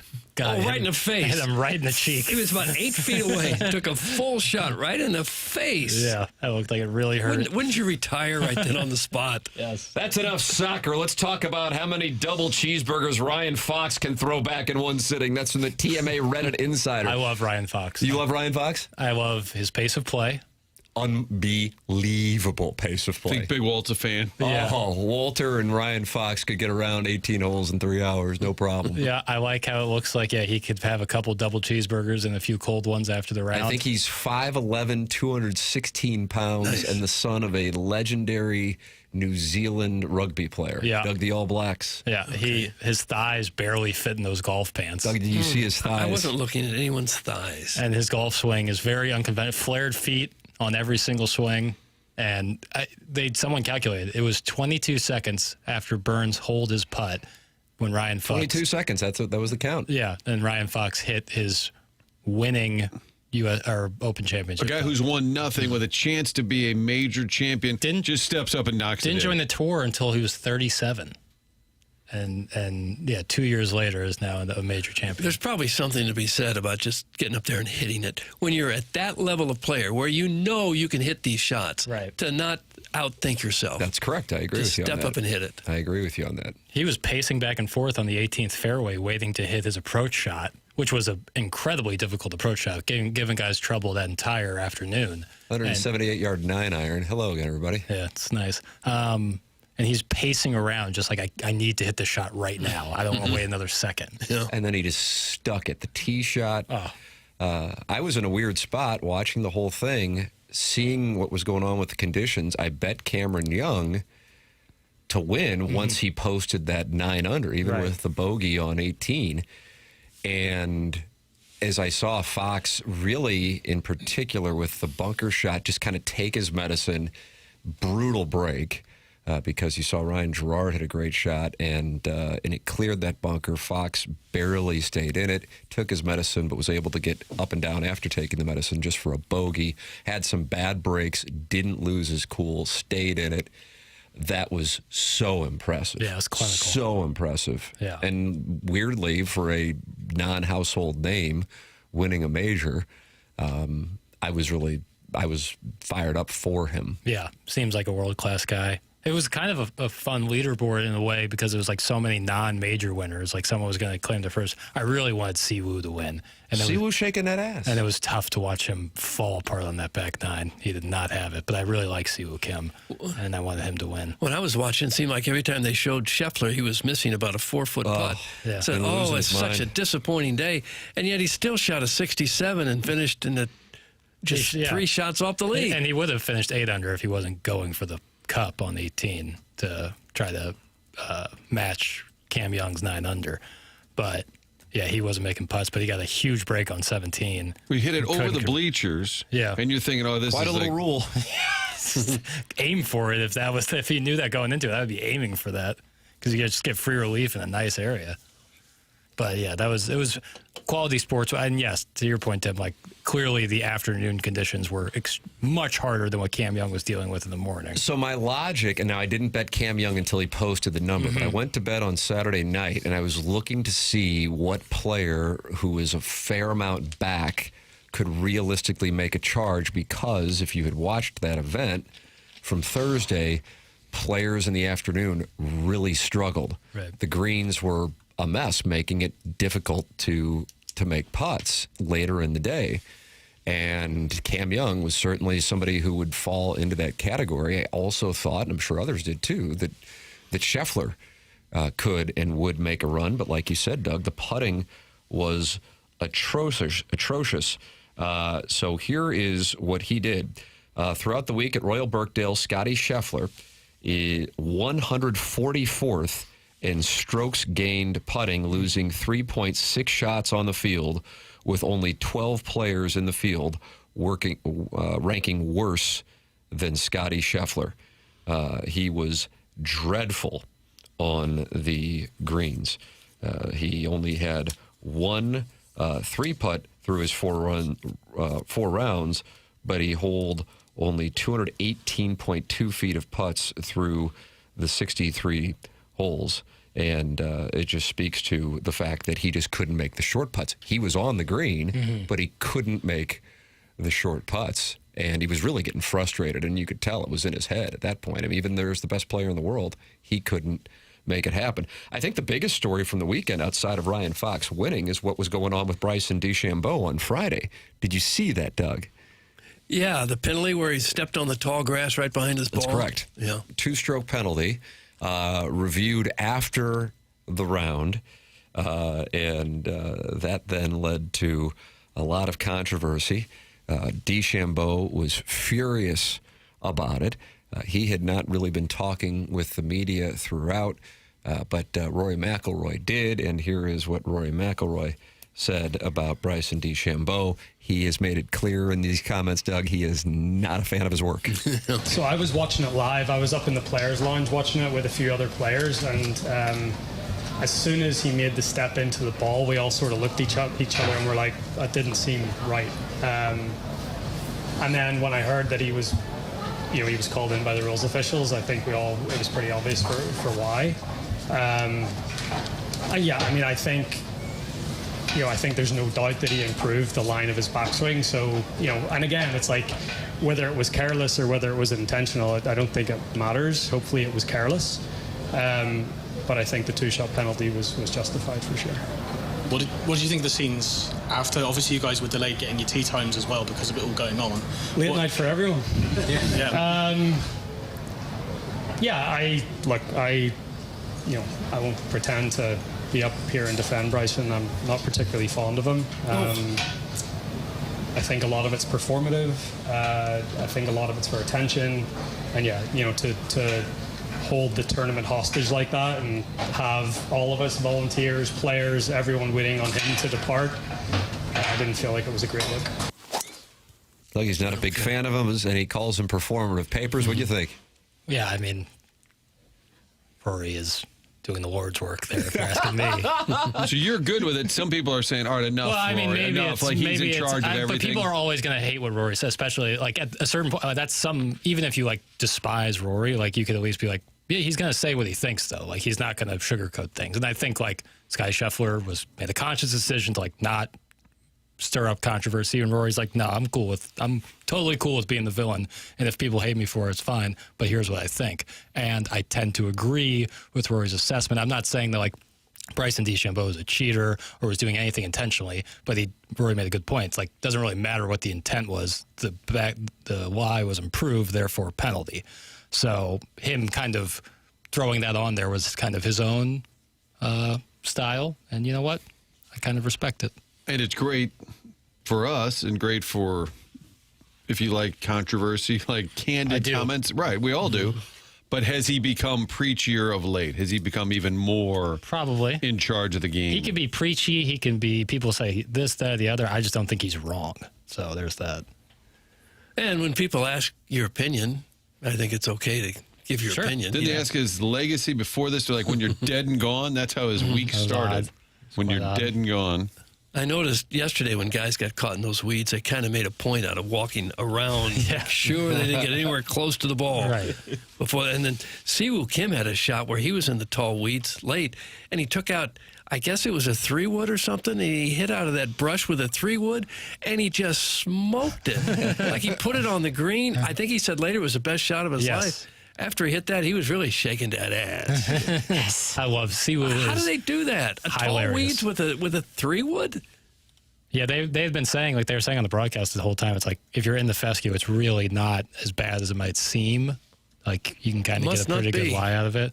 But again, like I'm not saying I think Bryson like was doing anything intentional. I don't really have a take on it one way or the other. I know that the consensus was that the lie wasn't proved, therefore penalty. But, yeah. Also from the controversy per Jeff Shackelford. Doug, do you read Jeff Shackelford? I don't. With the Quadrilateral. It's the name of his never read it, no. Substack. Jackson, you subscribe to Substack? No. I'm on that Stu Durando Substack. Hell, for Slew. Stu on Slew. Stu on Slew, that's right, Martin. He reported that Bryson DeChambeau tried to enlist the help of President Trump during his spat with the RNA rules officials before officially signing his scorecard. So he went the route of Tiger. Well, I guess Tiger did that And Flo earlier in the Balogun. week, or at least bringing him up, but President Trump getting involved in the World Cup. So Bryson DeChambeau was trying to get President Trump involved in the ruling of the RNA. That is per Jeff Shackelford. So it's not just a longtime golf sarcastic reporter. line by a columnist. He's actually saying... No, he's reporting that. That's unbelievable. I thought it was a joke. No, Jeff Shackelford's a longtime golf reporter. Yep. Somebody was kidding somewhere along the line, right? About what? About asking Trump to get involved in a golf ruling? Well, he's saying that Bryson reached out to Trump on his behalf, correct? Wow. That's hard to believe for me. What part? If he were serious, I just... that's really hard to believe. Well, Bryson and Trump have played together on I Bryson's know, YouTube channel. I know they have, but I don't think he'd be that much of a goofball that he would say, "Can you stop what you're doing and get my 2-stroke penalty?" I find that really hard to believe. What has Bryson said over the weekend? Anything? Yeah, he tweeted something out. He made some sort of declaration. Here is what Shackelford... doesn't sound like you're really interested in the declaration. He tweeted, obviously disappointed with the ruling. I don't agree with it, but it is what it is. This fires me off onto the weekend. Let's get it. That's harmless. That's fine. Right, but he has not spoken into a microphone or talked, even to the You're networks? crowdsourcing a little bit there, my friend. You just got called my friend. I mean, What did you give me a tisk? Yeah. Well, you seem to be pretty plugged in on all of this. That's why I was curious. I if have he not did, seen like him he didn't do an talking. on-course interview. I didn't see that he did, I or haven't. even responding to Rory's He was not comments. doing media anyway because he Right. was pissed off at Nick Faldo before the week, and then he did do one interview, but I did not see an actual on-camera interview. It's a fair question following, but I could be off on that. Yeah, I that's didn't what I'm see it. asking. I'm not saying you would know, but I would number love of to know. players were asked about it. American players. I mean, it was easily dividable by who was an American player. They were on Bryson's side. Who were European players? They were anti-Bryson. Both Rory and Shane Lowry spoke out about it. Here is Shackelford's report. While making his case against a two-stroke penalty for violating Rule 8.1 following Friday's second round, Bryson DeChambeau asked rules officials to bring President Donald Trump into the chippy conversation. Sources with knowledge of the 30-minute discussion said DeChambeau wanted the president to join a campaign against the eventual two-stroke penalty that ultimately dropped his score from 66 to 68.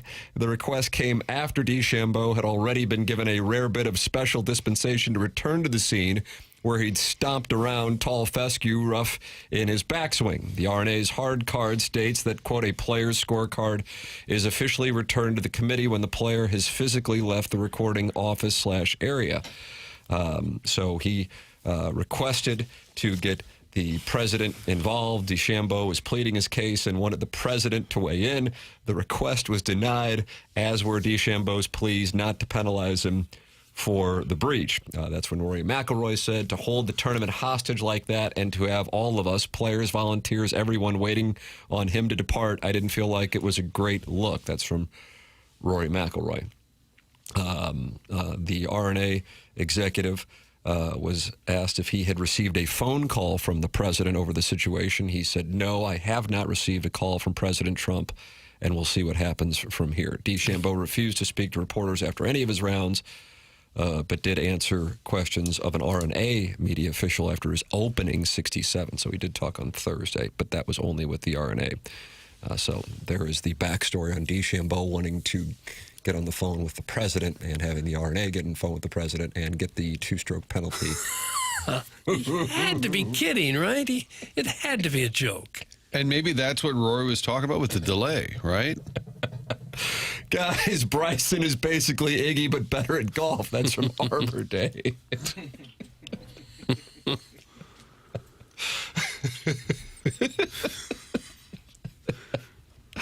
My God, I'm with Doug. This cannot be real. No. Bryson cannot be this self-unaware, but anything's possible, I guess. That's from Jackson's Soy Boy.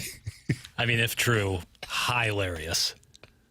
One of the funnier things Is I've ever heard. is it possible that just in the discussion he joked that I'm going to get my friend Donald Trump to turn this around, and then they turn that into, see, he really wants Trump to step in. Based on his behavior, he didn't seem like he was in a joking mood as he was in the weeds with the two officials. No. I can't believe he'd be that clueless. With the time difference, too, really bold. Maybe if it was a U.S. Open, Trump could step in, but not the British.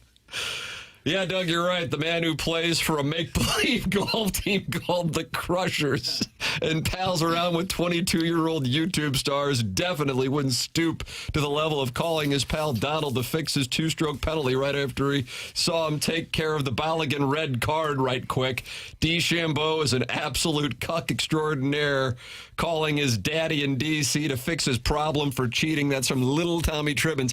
He is out in the parking lot on a tricycle right now, texting. He's got a phone. He texts while riding a tricycle. Okay. Little Tommy Tribbins, neighborhood kid. I do hope Bryson talks in the next week or two. But I don't know. He does.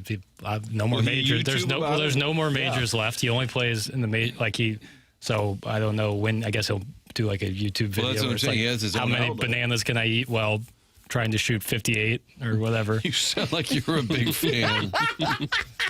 It's not for me.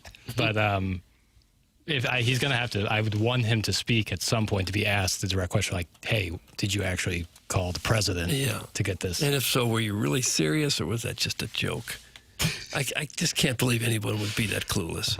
Kirkwood Frontenac Bi-City area layman says, I'm not sure why anyone is questioning the validity of the report. The same guy asked for relief from ants near his ball. That is true. And acted like he was JFK'd by a rope during another round. Both of those things are accurate. Those did happen. This is wrong of me because it's borderline Schadenfreude, but whenever I'm real, not feeling great, I watch Bryson getting hit by that rope, and it really makes me giggle. Text in 314-399-9646. Air Comfort Service text inbox. Call in the Callier and Thompson phone lines at 314-974-0101. Talk it over in the Form Energy YouTube chat or email in for the Design Air Heating and Cooling email today. Martin, can you tell the people about that Seth Goldcamp and his team at Design Air Heating and Cooling? Love Seth's entire team, and that's what he has done over the years, assembled a great group of people that are the employees. So when they're in your home making that repair, whether it's wintertime with the furnace, summertime with the air conditioning, the employees at Design Air are there to get it fixed, to get it done right the first time. And on top of that, they make sure they're not going to try and sell you something you don't need. Just get the repair done. If you need a replacement, we needed that back in the fall. Got a new HVAC unit from Seth and his team, from the first step of just explaining all the different options to the installation and then the follow-up, just making sure everything's working properly. It's been great. Makes a huge difference. The air quality in the home, also a part of it we didn't even think about. DesignairService.com, where you can set up an appointment or get that maintenance plan. That's really a great idea, too. There's no surprises. That way you know if there's something that needs repair before it becomes an emergency in the middle of the night. Have the maintenance plan. Have that peace of mind, and you can do it with the longest-running sponsor of TMA, family-owned business that's been around St. Louis for more than a century. It's DesignairService.com. There it is. Send your emails in the morning after at InsideSTL.com. It's TMA here in the Mark Hanna Evergreen Wealth Strategies, 9 o'clock hour.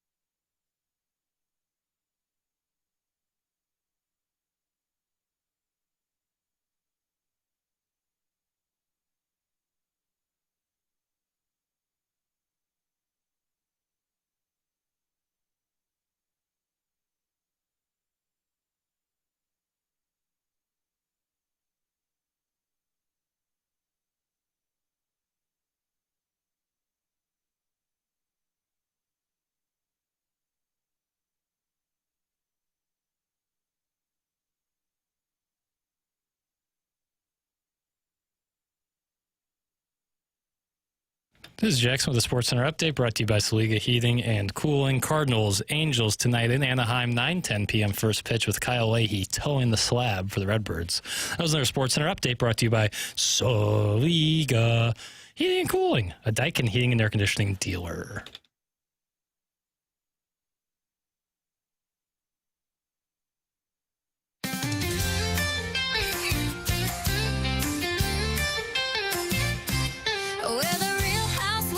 TMA, come give us a chance, we'll make your day. Our shenanigans will never leave you bored. Did you just say that? Good Lord! So grab your bonbons and pour your wine. It's our turn to shine. We're the Real Housewives of TMA. Yes, we're the Real Housewives of TMA.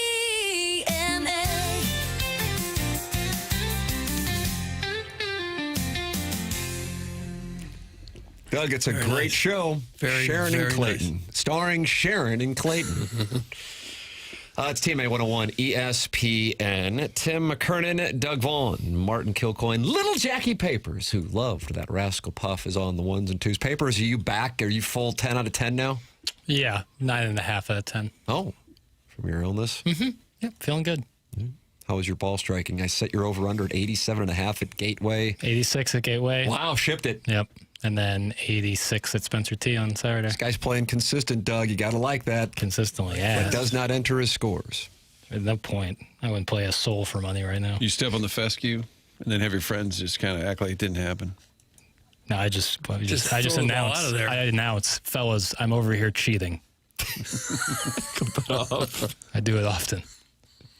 This ball's behind the tree. I didn't pay $65 to hit behind a damn tree. No, yeah. Ball's going to the left. If you're not playing for money, you play whatever entertains you the most. That's right. Sharon and Clayton says she loves that song. How about that? Hard not to. Mm-hmm. I would have rather heard that than what Madonna rolled out in that dune buggy yesterday.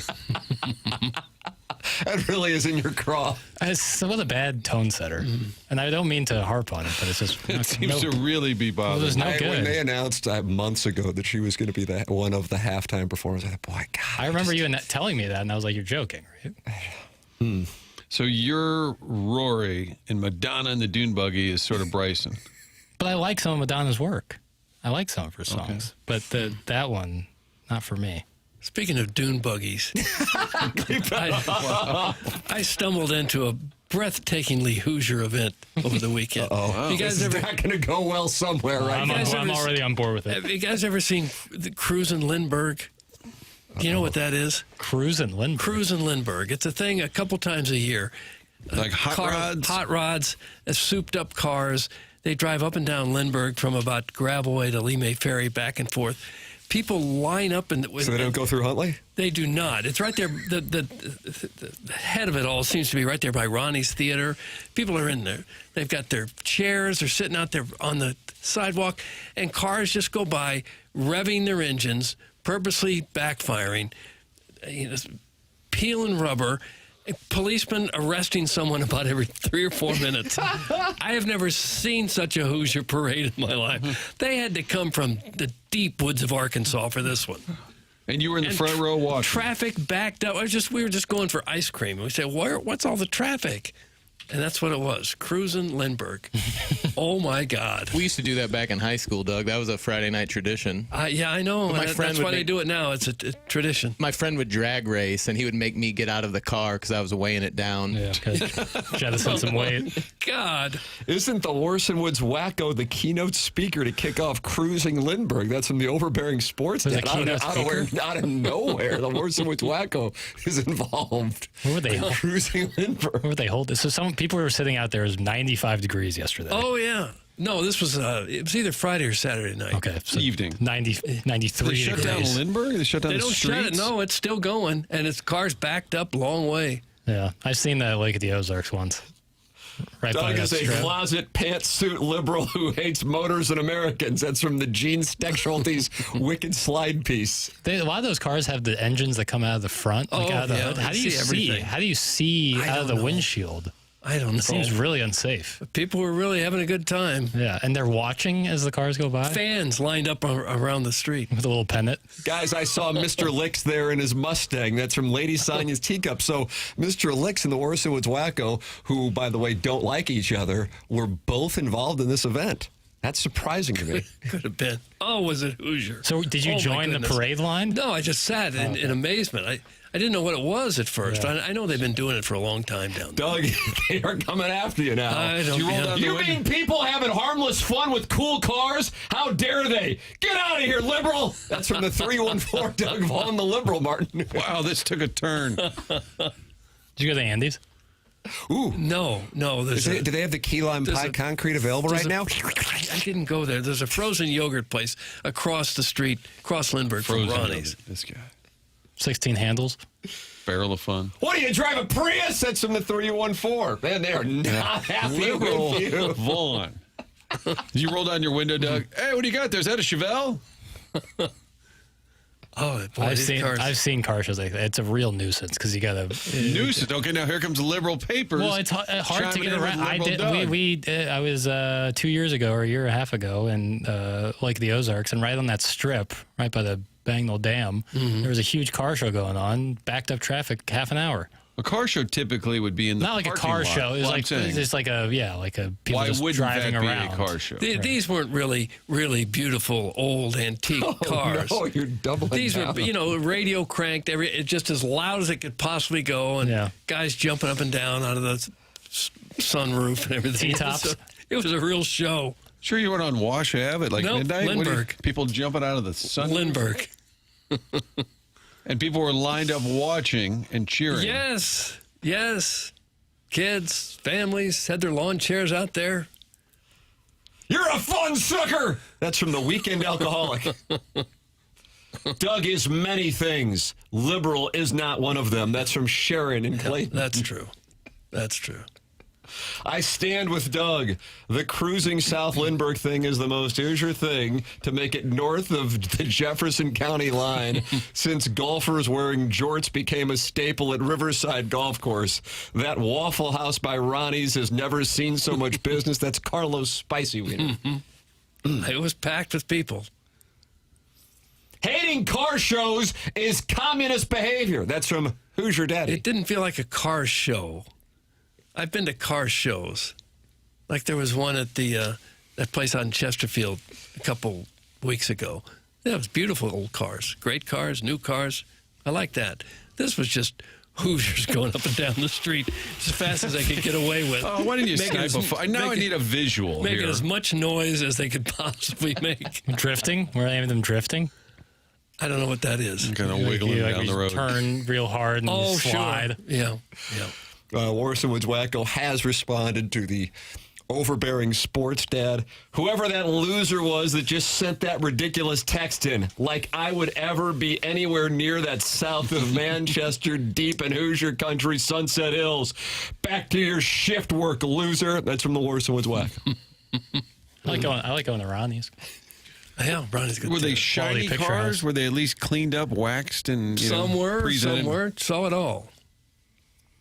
Because I could see the car shows in the parking lot. What you're describing is almost like a parade. Yeah. But they would have a road closed for that kind of. Hey, it's a parade this evening. Not all the cars were that. Some were just people trying to get up and down Lindbergh, got caught in the middle of it. He's got a terrible car. He's in the middle of all that. They're like, hey, fellow, what kind of, you're like, he gets booed for his car. You start throwing vegetables at it. Dude, I'm just trying to get to work. Yeah. The 314 is reporting that there were multiple arrests made at Ronnie's.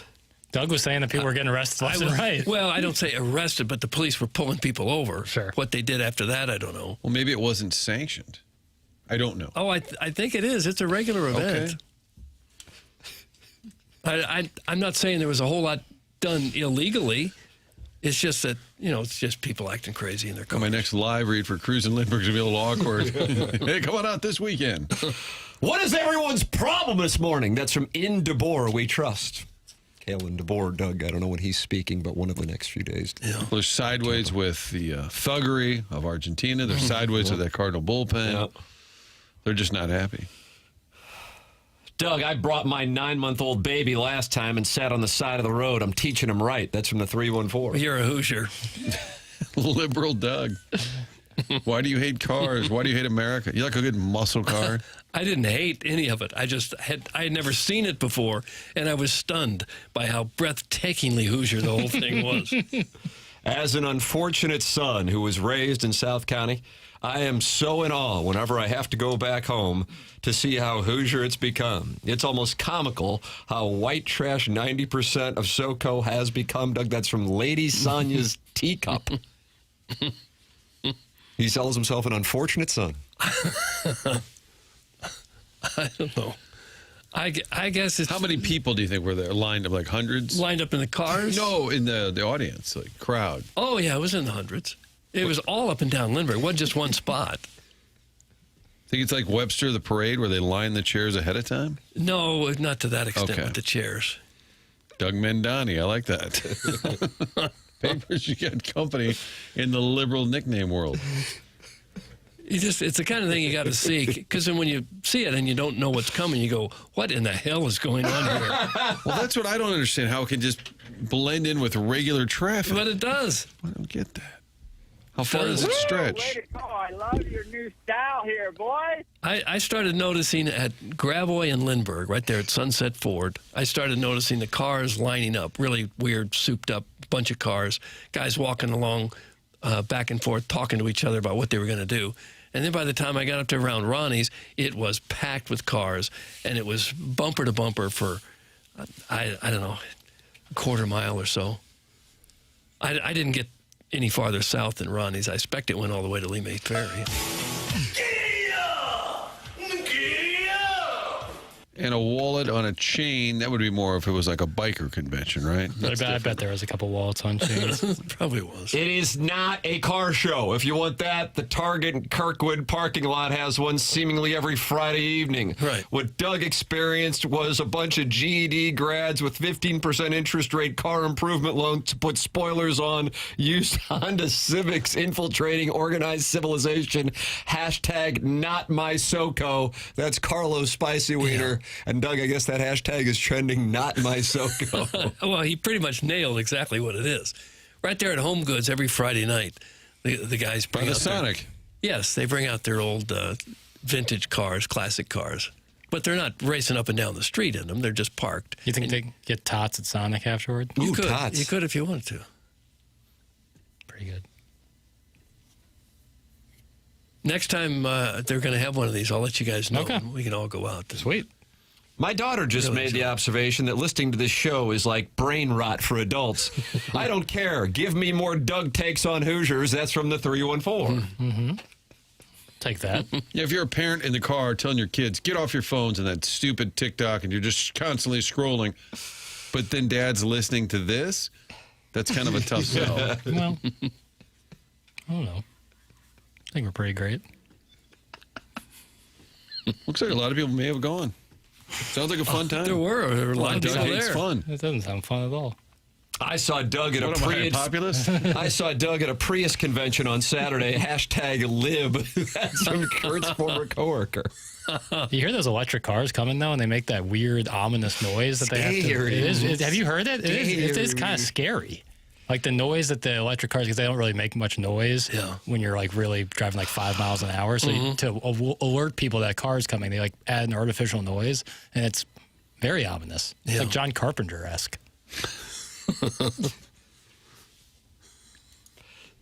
But I don't know if that would get the people going in SoCo. You can email in on it. Did you witness it? The morning after at InsideSTL.com. Design, air, heating, and cooling email today. Coming up on the Polos Plus dossier. Martin, would you tell people about Michael's Baths? Love talking about Michael's Baths, a company we did business with. There was a bathroom the kids used down the hall, and it just gotten away from us. Walls were getting old. The whole layout, it was ancient. And we talked to the folks at Michael's Baths and said, hey, what are some of the options? And they sit down, kind of draw up a little design, walk around and say, what do you want to put over here? Let's tear out this old tub. It looks like it's the 1970s. We got to get rid of this. So we did with Michael's Baths. Great process, reasonably priced. I think a lot of folks are even afraid to look into it because of the pricing. But Michael's, being a family-owned, locally owned operation, it's always been done the same way. Quality work at a reasonable price. All the reviews are 5-star, and it is a family-owned business. Michael is the owner. His daughter answers the phone. All of the employees work directly with Michael. No subcontracting. Makes a big difference when you're having work done inside your home. Get the online version at michaelsbass.com or simply call 636-775-0800, whether you're just ripping out the old tub, a little tub to shower conversion, or doing a full high-end renovation, remodel, whatever you have in mind. The person that meets with you is not a salesperson, it's a former installer, so they know exactly what they're talking about. They can do a complete transformation, and I'm telling you, when that bathroom is new, it makes the whole house feel better. Find out more, michaelsbass.com, or set up an appointment. If you're in the 101 ESPN listening audience, they will come to you. 636-775-0800. The program is called The Morning After. It's presented to you by Brown and Crouppen from the Stiefel Studios. It is 101 ESPN.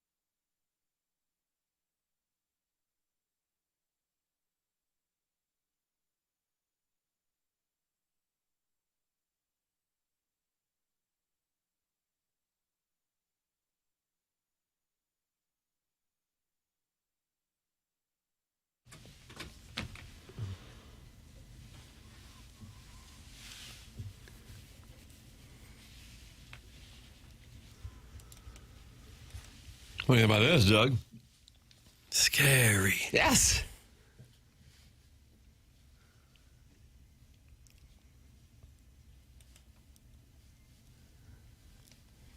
Papers we have going on?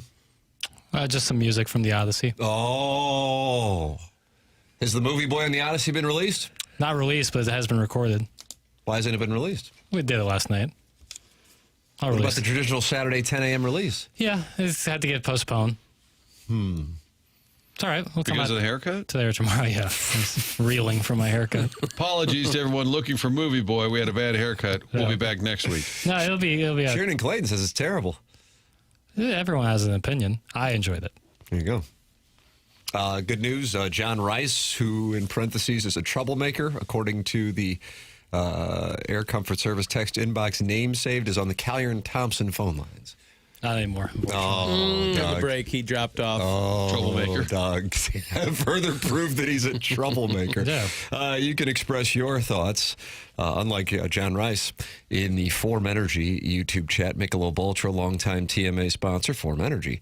Also, under the same umbrella at EB, that is Michelob Ultra, 95 calories, 2.6 grams of carbohydrates. It's only worth it if you enjoy it. We are going to have wonderful temperate weather here in St. Louis later on in the week, starting on Wednesday, and get outside with friends and family and enjoy it with a Michelob Ultra, longtime sponsor of TMA events. Michelob Ultra, 95 calories, 2.6 grams of carbohydrates. Doug, what do you think the number is as far as the odds go for the Cardinals to make the playoffs as of The right now? number for the odds. I'm not good on these numbers as a. So, like, for gambler. example, to give you an idea, the Yankees are minus 4,000 to make the playoffs. If you think they're going to miss the playoffs, you put $100 on it, you'd receive $1,100. Minus 4,000. To give you context, the Marlins are plus 290.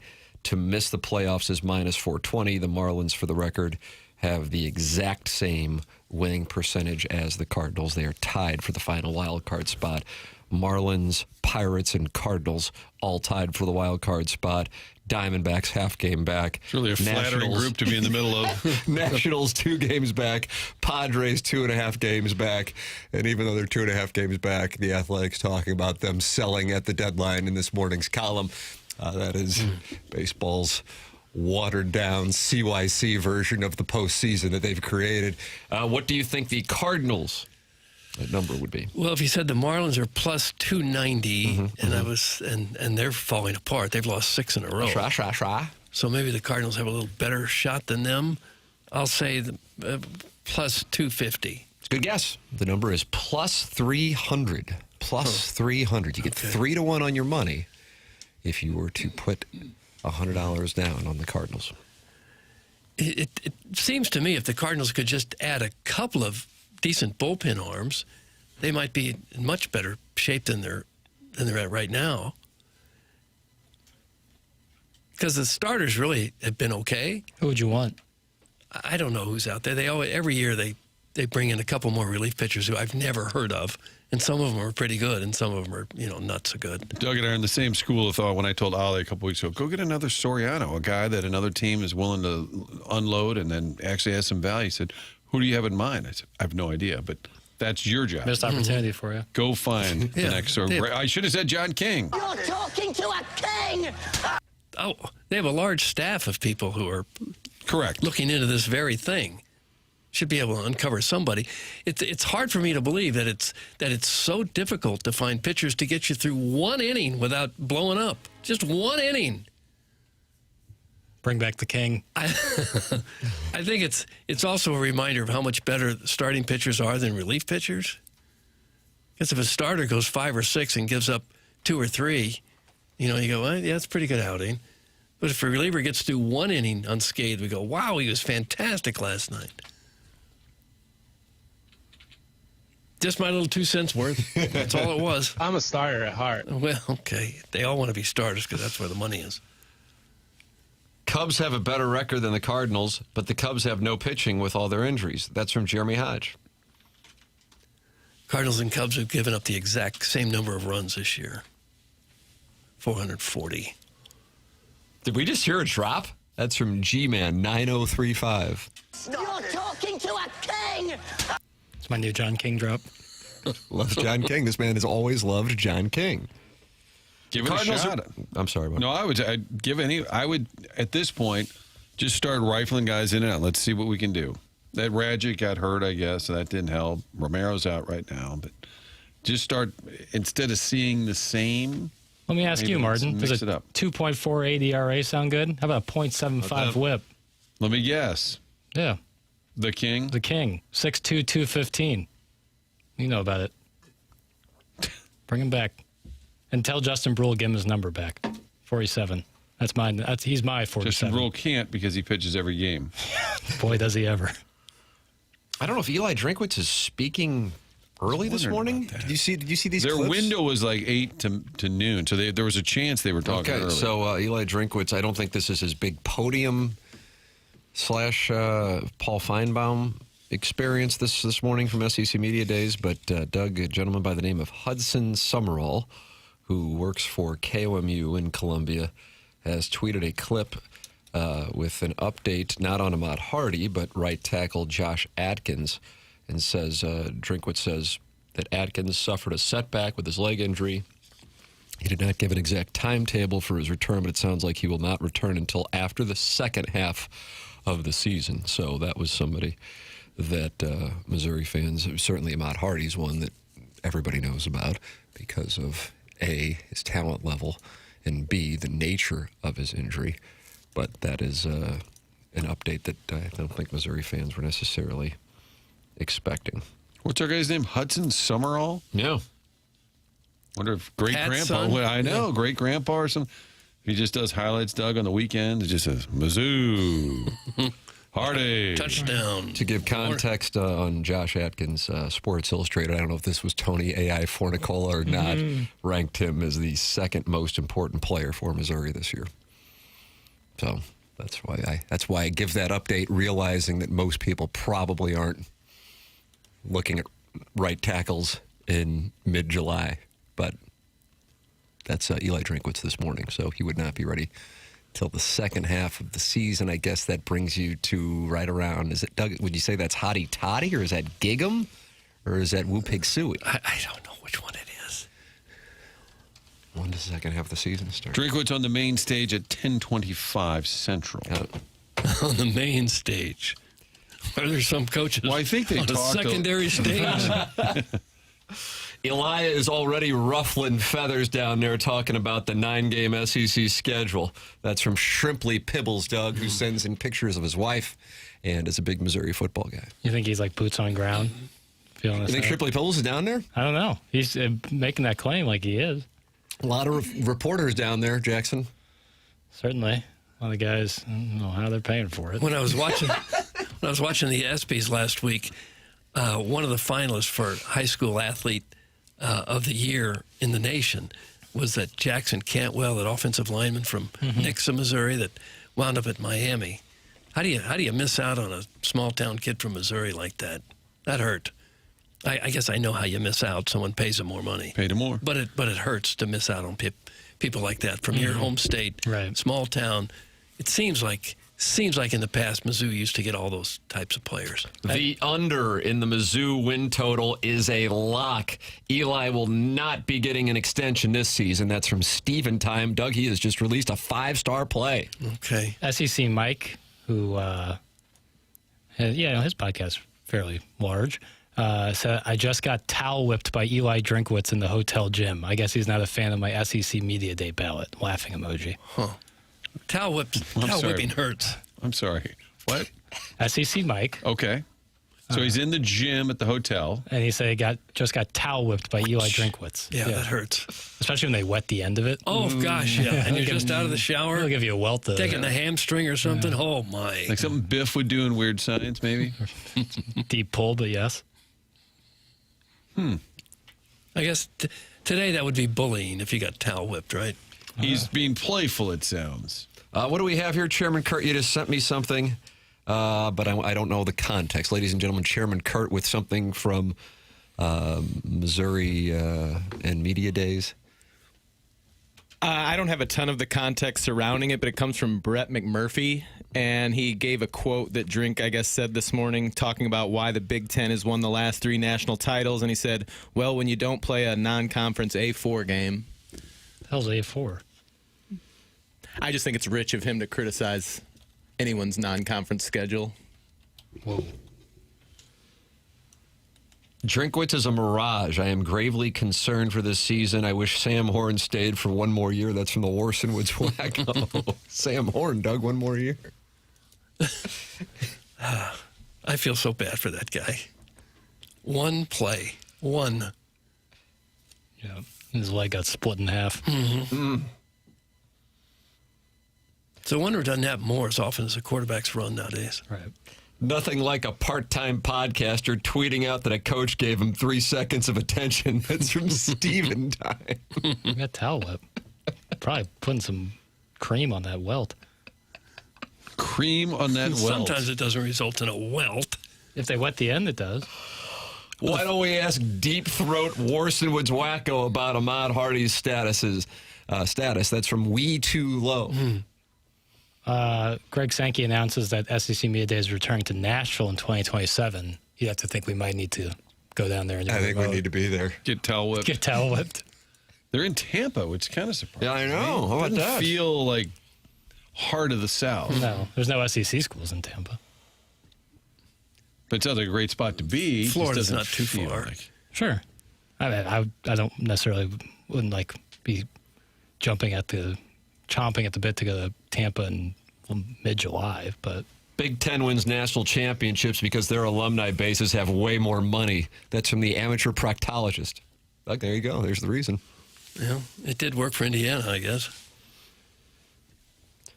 Ha-ha, weak-ass Mizzou quarterback play in the Big Ten, you cuck. That's from the 618. I don't know what it means, No, but huh? who's sent in caps? I don't know what that means. Who's the cuck? Look that up. Weak-ass Mizzou quarterback play in the Big Ten, you cuck. I just don't know. Weak ass Mizzou. Maybe if you put a comma, weak ass QB playing. No. We probably shouldn't spend too much time trying to dissect some of these sentences. People are upset that I was over workshopping your Cruisin on Lindbergh because I kept saying there's a car show where they're parked, there's a parade where they go up and down the street, but this was some sort of weird combo. Yeah. Someone sent in a picture of a beautiful 1958 Corvette that got wrecked during that. Got smashed up car, probably Well, they're worth driving well in the over middle of 6 figures. traffic. I don't understand, Doug. It's happening during the middle of other people driving. Oh, it's a bizarre little event. So how did you see it? Were you just driving along? I had no idea what was going on, and as we're driving south on Lindbergh, I noticed people on the side of the road and a couple of crazy cars next to me. I said, something's happening here. I'm not sure what, but this is not normal. And I pulled in to get the frozen yogurt and noticed there was large crowds gathering, and then the cars started going up and down the road with the intentional backfires and burning rubber and everything. Well, I have a carport. What flavor did you get? Strawberry. Nice. Mm-hmm. Any toppings? Strawberries on top. Wow. Real strawberries Strawberry. on top of the strawberry. Look at you ice go. cream. Yeah. Tim, do you think the Mississippi State football team doing a TikTok dance is an indicator of the upcoming winning season? That's from Steven time. I have to be honest with you, I'm not familiar with this, Doug. Did you see Hale State's football team doing a TikTok dance together? Did not. Jackson, are you aware? I'm sure that happens all the time. These are kids who are like 19 years old. Of course they're doing TikTok dances. So you like their chances I'm for sure a big it year? happens at most Power 5 schools. No, I don't think that Mississippi State's going to be any good. When was the last time Mississippi State was good? When Dak was Was it there? 2015, Mississippi State was 1, Ole Miss was 2, or was it vice versa? Something like that when Dak Prescott was there. And ever since then, they've been the cowbell bottom of the SEC. When you don't play a non-conference A4 game, that's how the Big Ten has won the last 3 national titles. Am I missing out on something? What does A4 mean? I don't know. That's what I'm asking. Like When you Wagyu don't beef? Play. A4 college football. Is that like, I guess, Power 4?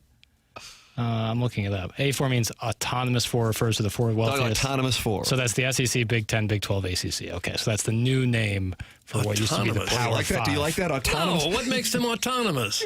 I don't know. I don't know. Well, they need to stop it. When you don't play. Based on this TikTok, Mississippi State might not win a game this year. Uh-oh. What do we got going on? What's going on, I Chairman? sent it to you. They're all shirtless, kind of in a conga line Be right kind of back. situation. The football team is shirtless? Some of them. In for a sure. conga line. Yeah, they're kind of taking turns. One starts and then goes off camera. And then It's the like next... they're bouncing their boy breasts. Oh. Never mind. They may win them all. Oh. I don't know what's going on here. This They like is so hot. It isn't really. They're like shaking their chest to make their man breasts bounce up and down, Doug. I think you're going to like it. I really do. Should we recreate that, the five of us? Oh, no. Not to mention her Saucy hot Santana body song, that Doug. looks They're going hot in a winless. bikini. Hell State's winless now. There it is, Jackson. Take the under.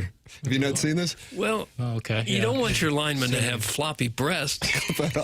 Well, I mean, that's kind of a offensive lineman. No, you want big, muscular guys. You don't want floppy-breasted linemen. You want some big boys. You know, you kind of don't care how it El happens. Gato Grande. Yeah, defensive line, like D-end, yeah, you want some defined pectorals. But with your offensive lineman... What's going on here? Well, there's not being too many of the great linemen had floppy breasts. Vince Wilfork, you think he didn't have a floppy breast? I never saw his breasts. Neither did I, but if I were reckoned to guess, I would say he probably had a floppy breast. I don't know. Doug, the University of Toledo did a TikTok where they made a human centipede. They'll probably What do you win mean 12 games this year. What do you mean human? That's the Heiser House hooligan. Like a true to form? That's a real problem. That would Now you're getting close to kink shaming, just so you know. The university would have to get involved. TikTok wouldn't allow that. If the Toledo Rockets did a human centipede, TikTok would step in? You can't go M to A on TikTok. At least not to my knowledge. No. And that A does not stand for autonomous. No. Autonomous 4, Martin. I hate that. It was Gary Finkel. And now I'm going to have to start Toledo saying it because days, that's they going to would be like the nomenclature now. And now I don't like it. I feel like Doug. And Papers, I need some time away. My buddy Chris Pelican pointing out that I got it wrong. Biff, Back to the Future, Chet, Weird Science. Right. It was the same thought in my head. But you were talking about Chet from Weird Science, not Biff. I think I said Biff. Yeah. I meant Chet. Biff got the sports almanac and Back to the Future, I know, but too. they both seem like they'd be whipping towels. Right. But I'm going to take some time away. I'm sorry. Then there's Biff Loman from Death of a Salesman. Willie and Biff. Yeah. The Big Ten has better teams at the top, but worse teams at the bottom and middle. That's from STL Chris. I agree with that. Okay. I think that the Big Ten, you can't argue with that, Doug. Winning 3 in a row. no, I'm not but they're gonna not argue playing with that. enough, A4 non-cons? Autonomous something or other. Yeah. Androgynous? 4? Androgynous 4? Jackson goes 8 a.m. with Tim. That's from the 618. Oh, gosh. So what? No kink shame. Yeah, Don't say so what to that? We're not putting it on TikTok. We don't represent any university, let alone the great people of Toledo and the Glass City. It's also the Frog City? It's like It's the both. Frog City? I think that's Text correct. Chuck. Yeah, where's Chuggles Marlowe's AI? Lifetime Roofing can help us out. I know that. They're the sponsor of the Lifetime Roofing Lead, lifetimeroofingstl.com, serving the St. Louis metropolitan area since 2005 and sponsor of our lead story here on the Morning After every day at 7 a.m. It's Lifetime Roofing. That's Dustin McClellan and his team, St. Louis Metro area company only. They're not a storm-chasing operation, not out-of-towners, and certainly not corporate. Their focus is the St. Louis area community only. You can call them at 314-800-0426 or go online at lifetimeroofingstl.com. They're award-winning. They're A-plus rated, and you can ask about their literal lifetime warranty on new roofs and James Hardy siding. It's Lifetime Roofing at lifetimeroofingstl.com or by calling 314-800-0426. Coming up on the Polos Plus dossier, the Design, Air, Heating, and Cooling email today. This is TMA 101 ESPN.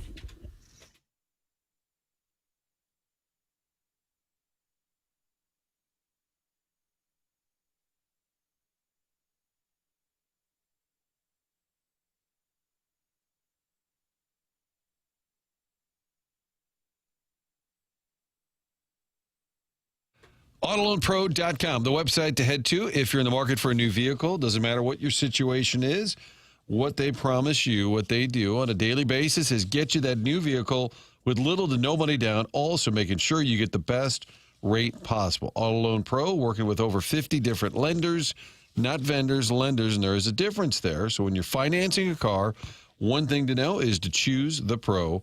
Auto Loan Pro. Make sure you go and download the free playbook as well. It's right there on that website, educating you on the credit industry. So fix your credit, get a new vehicle, do it all in one spot. AutoLoanPro.com. They're part of the Lita family. They know that anyone can sell you a car, but it does take a pro to do it right. When things get a little complicated, financing issues, make sure you're with the right folks. Great website with the vehicles right there to pick out and get the best deal possible. That's what they do at autoloanpro.com. So if there's a circumstance or situation you're not sure what you can get approved for, go directly to autoloanpro.com.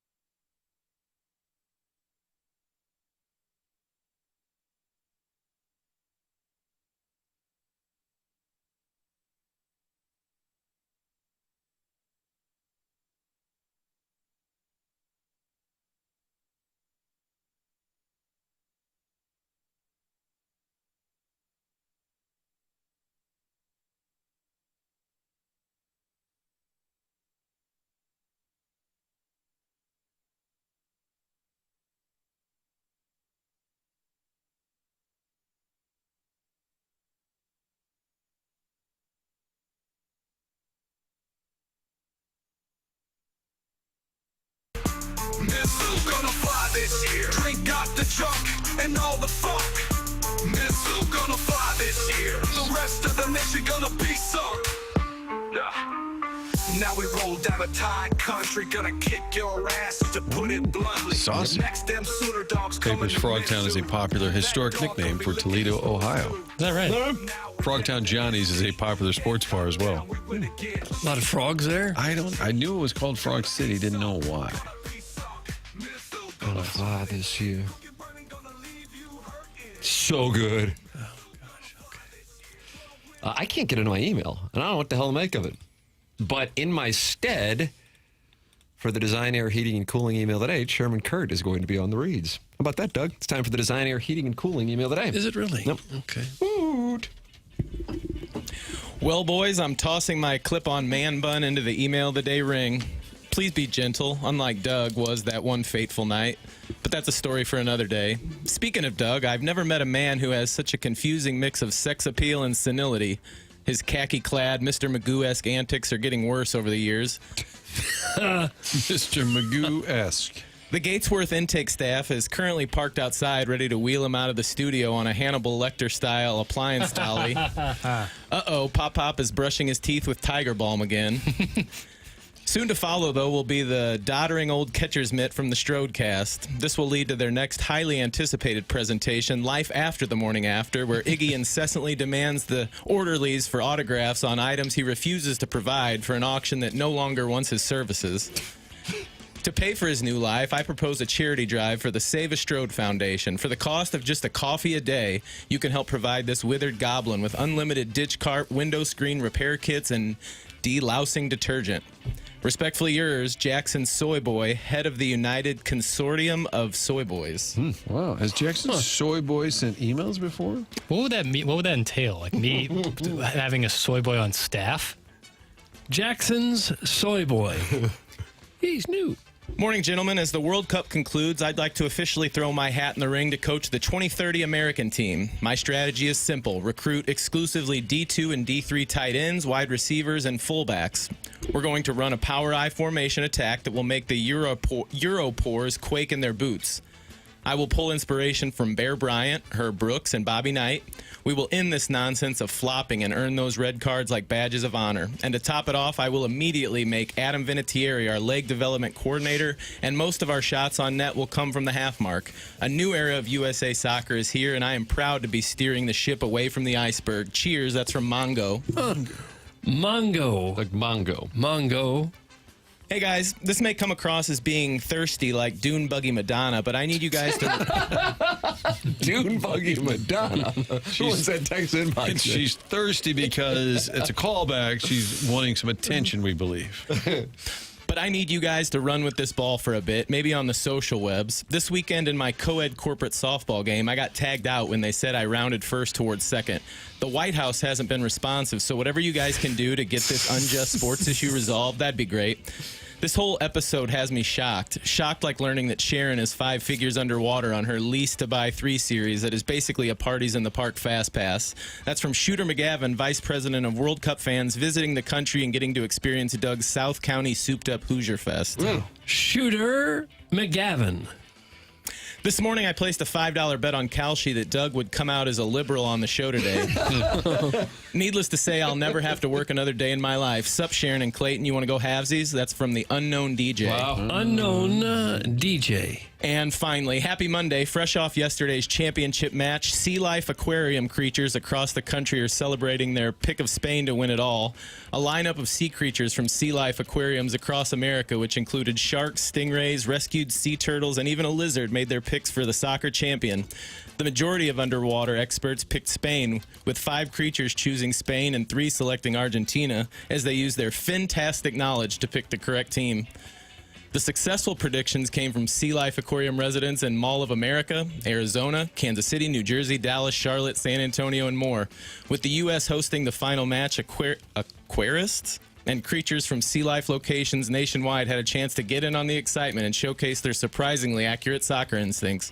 Have a great day. That's from John Solwold, Senior Communications Manager of Sea Life, Legoland, and Lego Discovery Center. Wow. John Seawold. He's new. I think that might have been sent to the wrong place. But the batch seemed light, so I threw it in there. Okay, it's fine. It's fine. That is the Design Air Heating and Cooling email of the day. Jackson, since I can't get into my email, I don't know. I think Doug has things to tell us, though. Doug definitely does. He wants to tell us about Mark Milton. I can do that. Mark Milton, absolutely outstanding tax accountant. How good? Well, he's recognized on the prestigious Missouri Lawyers Media Power List as the top tax and estate planning attorney in the area. How about that, Mark Milton? You have years of unfiled tax returns or tax liens, bank levies, wage garnishments keeping you up at night, or worse, you could be facing IRS criminal investigation. If so, you need to contact STL tax lawyer Mark Milton at stltaxlawyer.com. Mark started his legal career with the Department of Justice Tax Division Division in Washington, D.C., where he represented the IRS in tax cases throughout the country and received the DOJ's Outstanding Trial Attorney Award. And now he helps individuals right here in the St. Louis area and small businesses solve their tax problems. If you have any kind of IRS issue at all, you need help in protecting yourself from the godforsaken tax man, you contact Mark Milton at stltaxlawyer.com today, and you'll be saying, hey, I'm not guilty, I am with Milty. Remember, the choice of a lawyer is an important decision and should not be based solely on advertisements. There it is. Mark Milton, long-time TMA sponsor. Martin headed to onboarding. We are headed into our 10 o'clock hour. The program's called The Morning After. It's presented by Brown & Crouppen on 101 ESPN.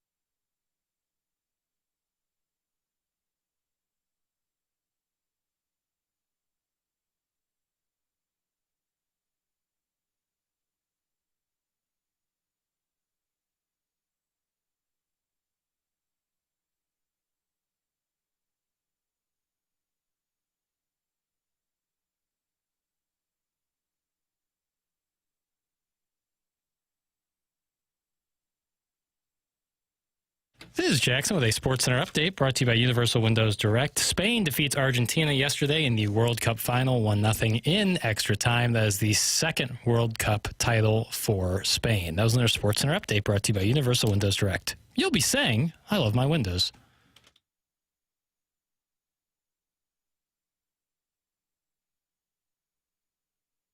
It's the morning after 101 ESPN. Tim McKernan, Doug Vaughn, Jackson Burkett, Chairman Kurt read the emails because I couldn't get to my email. Doug, I am back in my email, though. Just so you good. know, so Okay, I can see it. That allows me to look at our polosplus.com dossier, and without that polosplus.com dossier, I would never see James Carlton sitting right here in the I saw him sitting over there. Hello, James. Hey, good morning, everyone. Unbelievable. Thank you. What's the word? I'm not going to be much good to you. Why not? Oh, This no. big boy, it's got my whole street shut down in my office. You know the big boys coming through? The big locomotive. Yes, Yeah. steam, big steam engine. You going to go see it? I mean, it's probably going to pop by on my way back. I think it's about 10:45 driving really? through Webster. Is that right? Really? Yeah. Yeah. How about that? It's like the biggest locomotive in the country. Is that what I it's think it's billed the at? biggest steam engine ever. Really? That's my understanding. But I think there's a replica of it at the National Transportation Museum if you want to, get out and see it this weekend. Okay. But other than that, usually I have like little notes of things I think about throughout the week. Oh, that would be kind of funny to bring up on TMA. I got nothing, Doug. I got nothing. Oh, no. Yes, I need your help. You said you went golfing at Belle Reve and you got hot. Well, yeah, that wasn't for public knowledge. Sorry. I'm a meat and potatoes guy. Yeah, you can never talk about God, that. it was Now hot it's on over. Saturday. Now No, it's I'm a over. hack. I mean, I'm a terrible golfer, but that was still Did you a keep nice a invite. score? I did on the front nine. What'd you shoot? 49. That's pretty damn That's good. not bad at all. You were like a 20 index, right? I am, yeah. 49's pretty damn good. Not trying to flex here, but yeah, I'm 20. Yeah. In the heat, no less. Yeah, I mean, that was brutal. That was the hottest golf run I think I've ever had. How'd you do on nine? On the back? No, on the hole. Oh, that green is a tough one to stick. You think that'll be the hardest hole for these guys out there next month? It depends on where they have the tees, but I find number 9 to be a very difficult hole. On 17, they created a new tee box.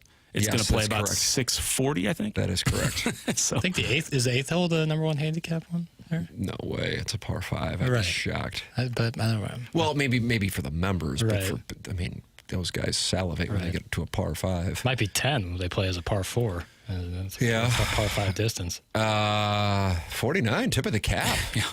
Everybody's trending on this There we program go. with Jackson and James Carlton. I am not trending. I will say, Fox yesterday, Tim, to use a poker analogy, it's like he was like 2 outed back to in 3 hands out of 10 and still powered through. Like that guy did not go on tilt. It was so impressive. It was amazing. It really was. And I went into it really not. I mean, like I said, I bet Cameron Young once he posted that 9 under or 10, not 9 under, right?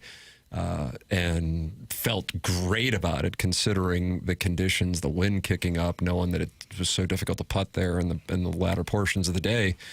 And Ryan Fox went out there and he took it. Yeah. You know what I mean? He Yeah. took that thing. And that's a major tip of the cap. Here's a trivia question for you. I was doing some diligence. This is for everybody here in the Stiefel studios. No use of devices.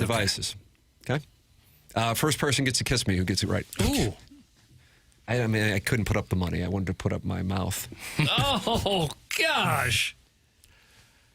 Scotty Scheffler in 2026 finished in the top 15 in all 4 major championships.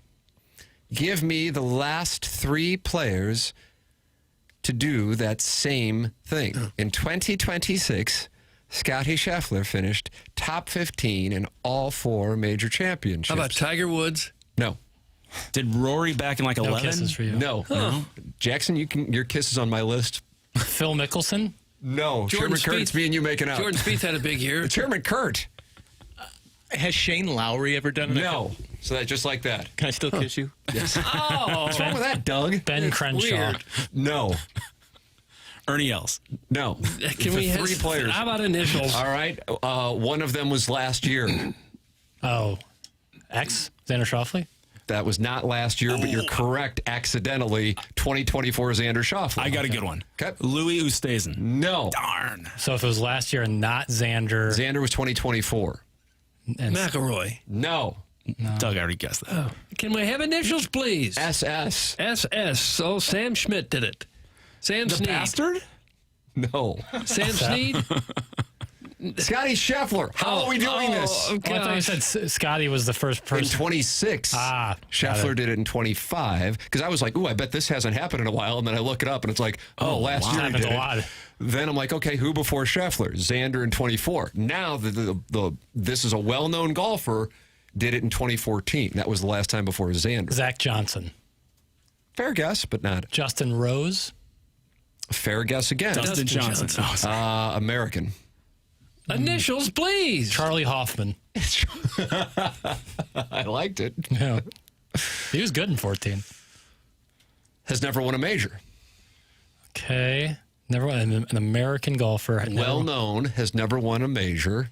Top 15. All 4 majors. And did so in 2014. Never won a major. 14. So he's cute. He's cute. Cute in what way? Okay. What other way is there? No, that does help, though. It doesn't help. A little bit. He's cute. Keegan Bradley? You think he's cute? In a kind of, yeah. Oh, for heaven's sake, this is taking a turn. In a kind of northeastern kind of way. Playing for a kiss. I'm uncomfortable. I'm not. Can I have initials, please? I feel like Jackson's on the verge of it. Once he gets the cute Keegan Bradley. Man, Charlie Hoffman. That guess feels better and better. 14. I'm having to go back here. American golfer. I feel like initials might. Just first initial of the first name. Please. R. Roy Smith. Rick Harrington. Who's the hell's that? Patrick's uncle. How about Ricky Fowler. Yeah. Good work. Yeah. Good work, James. He is a handsome gentleman. Oh, yeah, for sure. I didn't say handsome. I said cute. Handsome or is he cute? Well, in 14, he would definitely be cute. Now, in his later age, he's handsome. Is that right, really? Gosh. Yeah. While we're on trivia, I don't know this answer, but maybe Doug does. It was like the 157th Open Championship. Did they play the Open during World War II? I would think that'd be kind of a tough spot. I doubt it. You know, so I don't know if it's been 157 consecutive years or I think it was 154 this time 154, around. yeah. Anyway, I'll look that up. I'll report back next Monday. They had some real trouble over there in the 40s. I would imagine. So I kind of doubt they were playing golf. Hold on. I can get you that Although answer. they may have So you're looking like 1939. They did have a 39 champion, but there's a break between 39 and 46. So there's no championships to the that World would War make II. sense. Sam That'd be hard Snead. to pull off. Please, get out of your bomb shelters. They're calling Churchill about the two-stroke Think penalty. about this, though, Doug. In 35, Alf Perry won, and then in 36, Alf Paddingham How about won. that? So two different guys named Alf. Back to What are the back. chances of that? That's probably never happened before or And then since. Sam Snead won the first one back in 46. And then he punched Mike Ritter in the gut? Yes. And then, No, Ritter hit him. Actually, nobody knows. That story's been changed so many times. Poor guy, 80-some-odd years old, walks into a radio interview, gets punched in the stomach.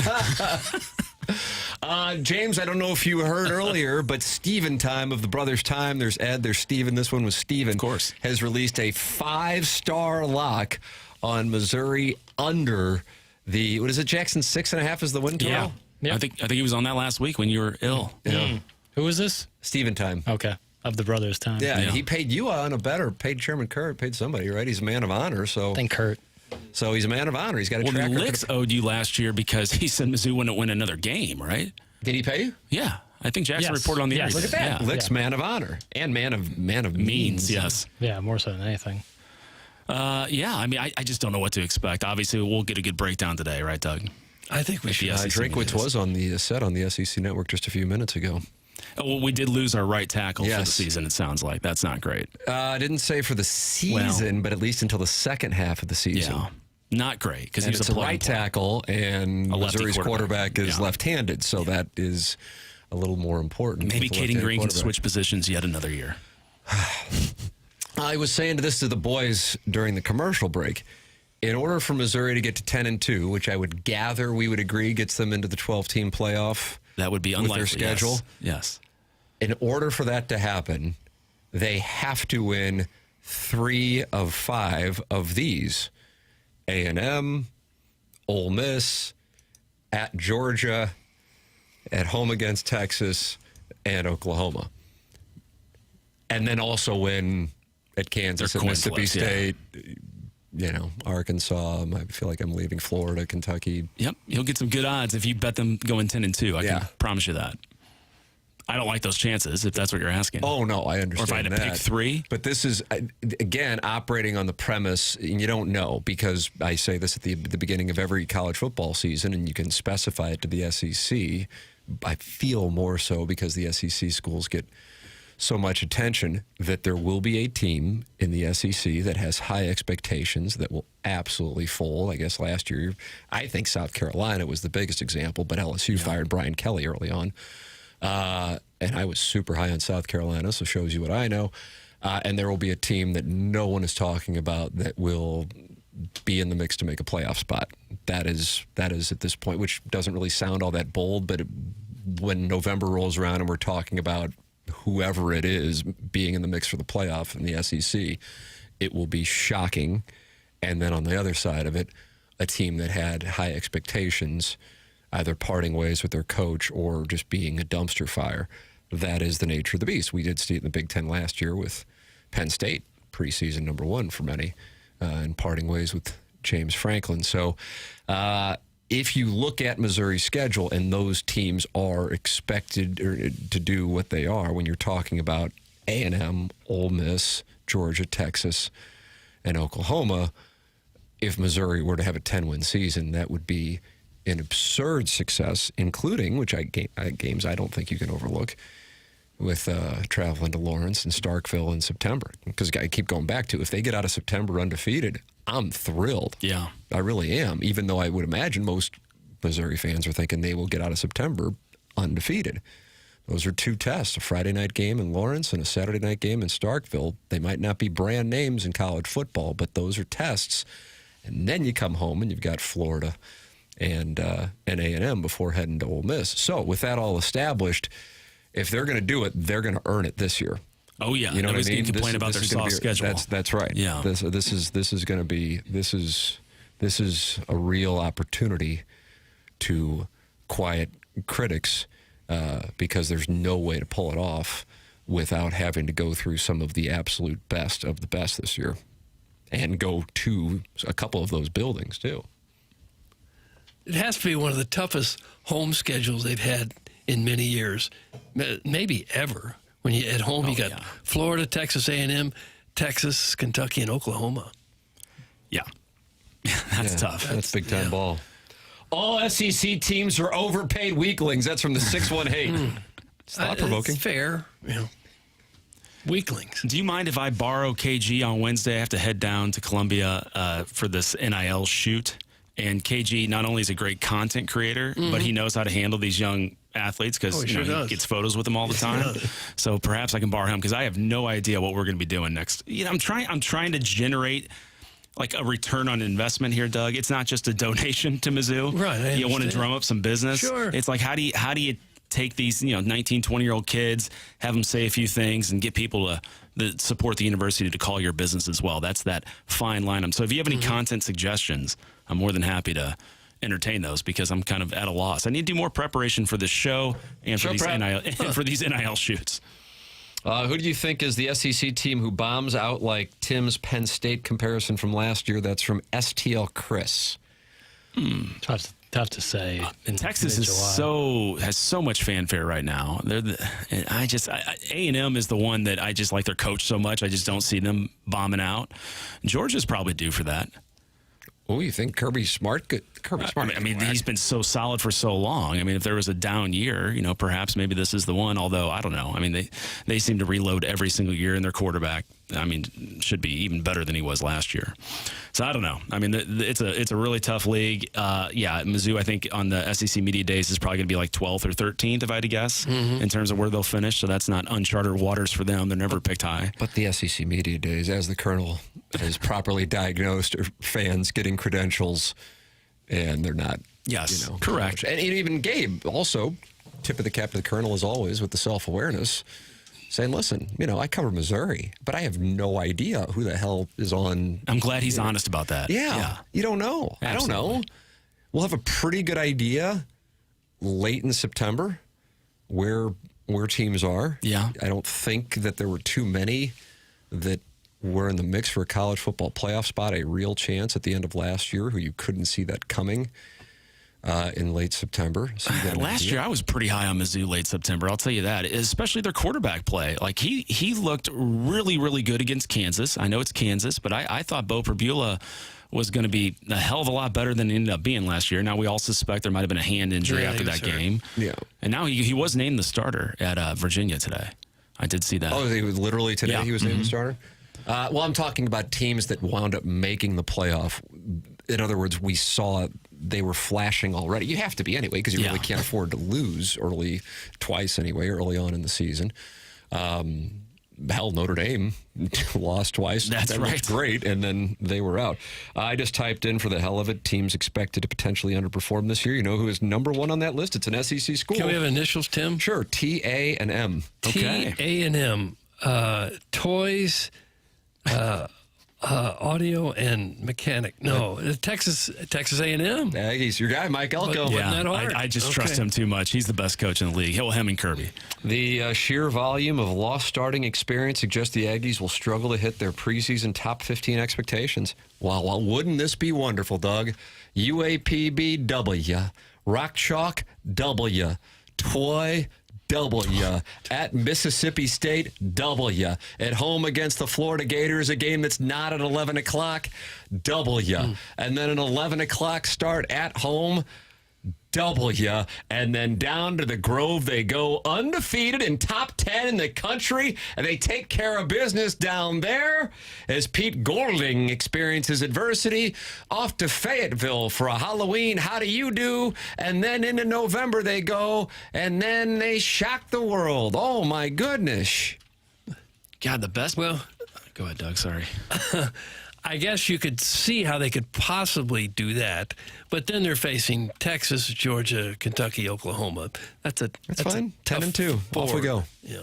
We got Gary Pinkel waiting, and I want to talk to LSU so Mizzou. early this year. I was just dreaming for a scenario where maybe LSU comes to Oxford the week before Mizzou does, and perhaps they, have a hangover from that, because that's going to be insane. September 19th, brother. Wow, that is early. That's a 6:30. So they did not put that one at 11 a.m. Yeah, I was surprised by that.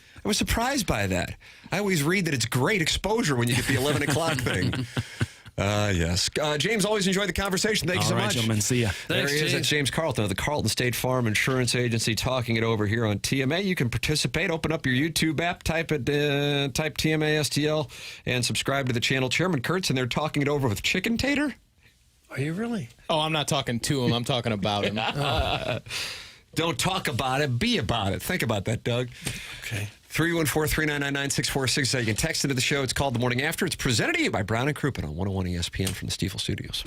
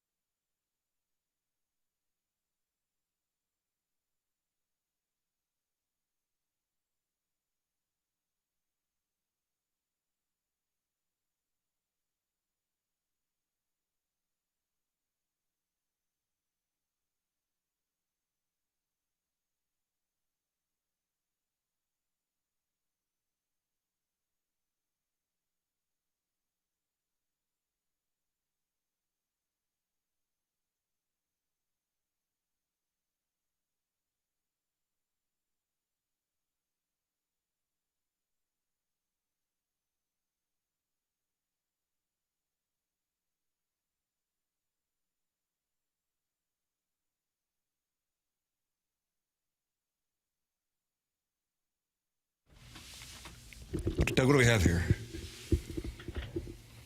I recognize it, but what is it? Tell me what it is. I can't place it. It's the Jurassic Park theme. Oh, that's what it is. I was ill when Sam Neill passed So away. you'd like to pay tribute to him here. Here's me paying tribute to Sam Neill. What Also a beautiful great tribute. great role in Peaky Blinders. What was his role in Peaky Blinders? He's the cop, the Irish cop at the first 2 seasons. That's right. Yeah, he's really good. He's kind of a horny cop. Adam Welly is not happy. He is in the YouTube chat, and he says, you all are delusional about Mizzou every year. Now till the signature loss 4 to 8 segments per day, Mizzou. You got to type better than that. We can't always make heads or tails of your chicken scratch. I can say firsthand that I am a delusional Mizzou fan, and I have come to terms with it. Well, if you have your team, you want to be can't speak optimistic. for the rest you of don't yous. want to go into a season thing, oh, we're doomed, we're not going to win a game. That's not how you do it. Not how I want to live, but I can't speak for you gentlemen, but I can say with confidence I am a delusional Missouri fan. Do you want to fight Adam Welly or not? No, I don't really want to fight anybody. I've never really been in the fight. German Kurt, I see it over Jackson's head. I can see the Form Energy YouTube chat. German Kurt says, pipe down, Welly. I will not You stand can police it in there, don't you? Yeah, I'm the patron saint. I don't allow that to go on in my chat room. Sit down, Jim. You can get involved. It's the Form Energy YouTube chat, youtube.com/TMA STL. Subscribe to it. We'll be on there with After the Morning After starting at 11 o'clock, 11 to noon after the Morning After. And Doug says the show hangs over your head. Hangs over my head like the sword of Damocles. If you are dealing with some adversity in your sleep, Dr. Brandon Pryor at 100 West Dental can help you out. You know him, of course, from his work as a longtime TMA sponsor at 100 West Dental. Of course, he's a dentist, but he also treats sleep apnea with custom oral appliances, an alternative to a CPAP. So, no mask, no machine for the right candidates. If you think you might have a sleep issue or you've already been diagnosed, they will do a complimentary consultation to see if it's fit.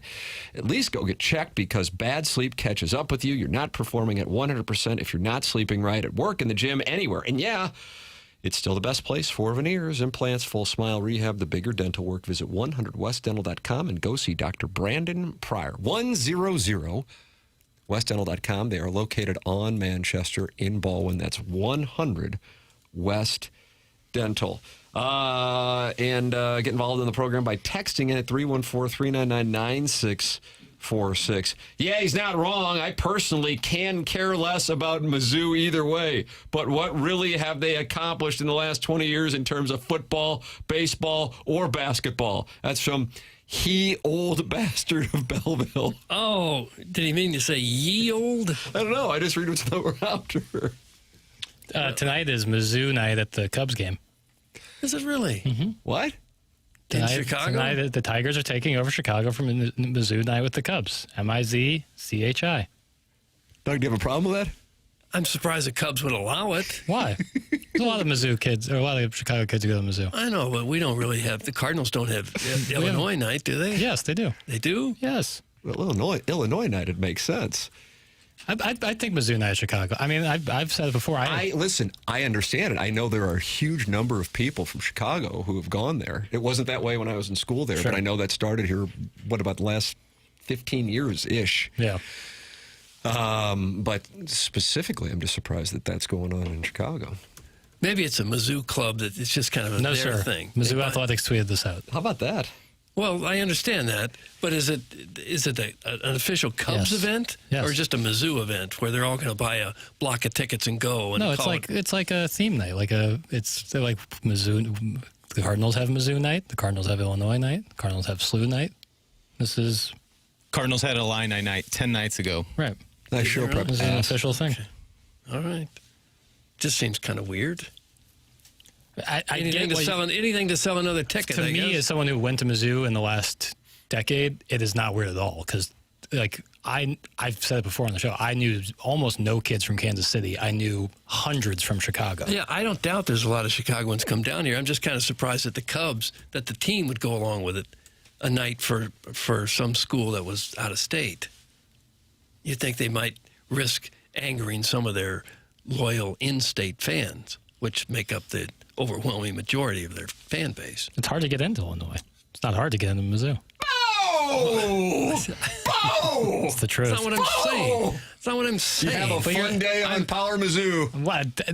I'm starting a thread right now. I just said I'm a delusional Mizzou fan. But I also can read what the acceptance rate is, and I took some of the classes. But that's totally not germane to what I was talking about. I'm saying I'll tell you what's germane. On behalf of the club, I'm kind of surprised that they would embrace a night honoring students from a different state. But if it means a lot of tickets being sold, I guess that's all it gets down to is can we sell a few more tickets? And there's a huge alumni base in Chicago, which there is. Well, I understand all of that. Well, it's not like they're like the Cardinals don't have like an allegiance to Missouri or Illinois. Would you want the Cardinals to have a KU night? A Kansas night? They're probably close to that if tickets sales are low. And I don't know how big the KU alumni base is in St. Louis in relation to the Mizzou alumni base in Chicago. I think there are a lot of people in St. Louis who went to Kansas. Yeah, there definitely is. Well, wouldn't it be kind of weird if the Cardinals had a KU night? It would be weird. But Mizzou and Illinois is not the same level of Missouri and Kansas. I would have the Colonel in studio that day. Colonel, we need you to drive in. He would lose his mind. Oh, Jackson at 2. That's from Shooter McGavin. What? I'm a proud Missouri alumni. It's not, you get out of college what you put into it. So just getting in is just like if you do the bare minimum, yeah. But if you give it some effort. Depends on your major as to how much effort one must give. Undoubtedly, but that would be the case with any school. Chicago kids go to Mizzou and they can't get into Illinois. That's from Pele Blanco. Some kids are looking for a more of a big-time college SEC environment, so they would go somewhere like Mizzou, but that would certainly sometimes be the case, whereas the kids, Illinois is a much harder school to get into. How about this, Doug? Cottleville is 63% Jayhawker. That's from the Heiser House. I doubt that. 63%? I doubt that. I wonder if it's hard to get into Missouri or Kansas. That's interesting. Doug had a great take on SoCo cruising, and then this Chicago Cubs take happened. Law of averages, I guess. That's from Arbor Day. No, I stand with it. Just as I wouldn't want the Cardinals to have a KU night. But that's I think apples it's to weird oranges. that the Cubs have a Mizzou night. That's apples to oranges. It isn't. Mizzou and Illinois' rivalry is not the same as Mizzou and Kansas. That's not at all. It would be if you were an Illinois guy, you might think, yeah, I don't like Missouri. If you're living in Chicago, they probably don't think twice about it. I don't know. Kansas acceptance rate is 93%. Mizzou 78. There's our win, Another Doug. W for us, Doug. Yep. Well, it's not you. So when you can't get into Illinois and you can't get into Missouri, you go to Kansas. I think it used to be in Kansas, if you graduated from a high school in the state of Kansas, you were automatically in both Kansas and Kansas State. They were taking their high school graduates. They would accept them. That's the way it used to be. I don't know if it still is. No one has ever described Mizzou as a, quote, big-time SEC experience. That's from the salty ball dad from Caseyville. If you're living in Chicago area, I would say that first of all, you should go to Columbia in the fall and tell me it's not an extremely fun atmosphere. Maybe the people have all their teeth, but it still feels like an SEC atmosphere. Oh, my goodness. Latest. Just saying. Based on what I've seen from all the publics who went to the South once and decided Ole Miss was their spot, I'd say the Cardinals may be close to an Ole Miss night. That's from Alan. He's in Dadeville, Doug, and he loves the Georgia Bulldogs. Well, if there's Georgia. Like, there's a lot of St. Louis kids who go to Dayton. If they did like a Dayton night, I don't think it'd be crazy, even though SLU and Dayton are, rivals, air quotes. Is it scare quotes when you're writing air quotes down? Aren't those called scare quotes? Like scared. Yeah, I see you're scared. That's something new I learned recently. Cottleville may be 75% beaker, but it's 99% beige aluminum siding. That's from Arbor Day. Is that correct? Well, 99% of the house I might have buy. beige aluminum siding. Is that worse? Usually it's vinyl siding they put up nowadays, isn't it? Yeah. It's not aluminum. Is that a good look? Well, that's a pretty standard look for a lot of houses now. Bougie Burkett is heating up. That's from Jackson Soy Boy. I'm not being bougie. I'm being meat and potatoes. People are trying to take a shot at our flagship university. But you indicated you didn't think other SEC schools had a fan base with very many teeth. Some of them. Some of them. Which ones are the worst? Oh, speaking of which, here comes a Tennessee fan for papers. Oh, yeah. Mizzou. I hear him whistling. Mizzou games are nowhere, and I mean nowhere close to Tennessee, to SEC, but hey, they are less than 15 years in. That's from total power washing. I'm not looking to get into some sort of back and forth with any volunteers. See you on the hardwood. I'm in Connellville, and we can afford the masonry to have brick. Hey, Bixby, that's from Marsh's collage program. Bricks on all four sides of the house. That gets expensive. Sure. Hail State! That's from Hail State Mike. And Doug, the SEC fans are out in the Air Comfort Service text inbox while Eli Drinkwitz is at the podium at SEC Media. I guess he's the leadoff hitter, huh, Papers? The keynote speaker. Keynote speaker. He's got a handsome coat on. You like his coat? Yeah, I think that's a solid look. He looks like a professional. He looks like he's representing the university well. He's got a nice little gold pocket square. I'll handle the Tennessees for Jackson. Keep Heupel for 15 more years. We're all begging you. Al in Dadeville. Thank you, Al. Eli's hair looks a little thicker this year. Does. Maybe he went to that place you went to. Oh, yeah? You think you went to Healthcare Evolution? Well, I'm going to need to see the crown. We're only seeing the hairline never really was the issue with him. It's the Is that crown. right? That's why I'm always confused by the visor, because he's accentuating the issue. Just the overall head of hair is thicker than it was last year. It does look better. Yeah. Has he been hitting the tanning bed? Do you think he's bronzing? Maybe. He's got the circles around the eyes like he was wearing tanning goggles. We might have just been outside wearing sunglasses. Whatever he's doing, I guess that's he's true. the one that's got it figured out. Yeah. He's making millions of $10 dollars million a year. coaching a football team. He's not a very old guy. No. He's got it He's figured barely out. 40, right? Yeah. Yep. God bless him. Going Cruisin. Going Cruisin. Yeah. Between him and Ali Marmol, we got and shirts. Young cats. Guys, I Case live in Young. South County. All my neighbors went to Mizzou for 1 year and didn't make it. Doug, that's from I Hate Including Paper that Straws. guy who can't write one sentence and get it right. I knew some kids who took 1 year at Mizzou and couldn't. Oh, it's tough. If you go there right out of high school and you're not have a certain amount of maturity and discipline, yeah, you can easily flunk out of Mizzou. If you just Or any go, other if you college. go to class and you turn in every assignment, don't have any missing assignments or zeros on your grades, and go to class, you can pass. But if mom's How about not that? there to get you out of bed at 7 Right, I in the know. morning, get It's you going, easier said that's than the hard done. part. Easier said than done. Yeah, and it's the drinking 4 or 5 nights a Right. week that'll do you in. The biggest thing, you can't take any zeros, missing assignments or anything like that. That's just not going to fly in college. But if you turn in everything and show up, you'll retain some information, do fine on the tests. Even Drink gets the 11 a.m. time slot. That's from Kurt's former coworker. What does that mean? Meaning he's talking. He at had to go 11 o'clock. early in this. Well played, Kurt's former coworker. Total Power Washing, who's a Tennessee volunteer. Jackson, you might want to put that in his text inbox name. Yeah, 'cause you bet. he wants a piece of you. Hey, Libby Jack and Alan Dadeville. At least my coach doesn't need to give our coach a raise to keep him every time someone gets paid. That's some Total Power Washing. Probably another couple slabs of ribs will do it for him. This just in from Pete Thamel. Missouri running back Ahmad Hardy, consensus All-American in 2025, is, quote, medically cleared from his gunshot wound this summer, but the timeline of his return to play this year for the Tigers is still uncertain, per Eli Drinkwitz. Wow, how about that development? The gunshot wound was in his upper leg, and Drinkwitz says he is now rehabbed to return to football, which will take at least a month. But he is, per Pete Thamel and Drink, medically cleared. Fight Tiger. That was just posted 1 minute ago. I know I almost said the wrong team name. The Commanders did it when Robinson came out of the tunnel. Many men. But it'll be a big missed opportunity if they don't follow suit with that. If he's when Doug, he's you want ready to many go. men? I don't know what I want.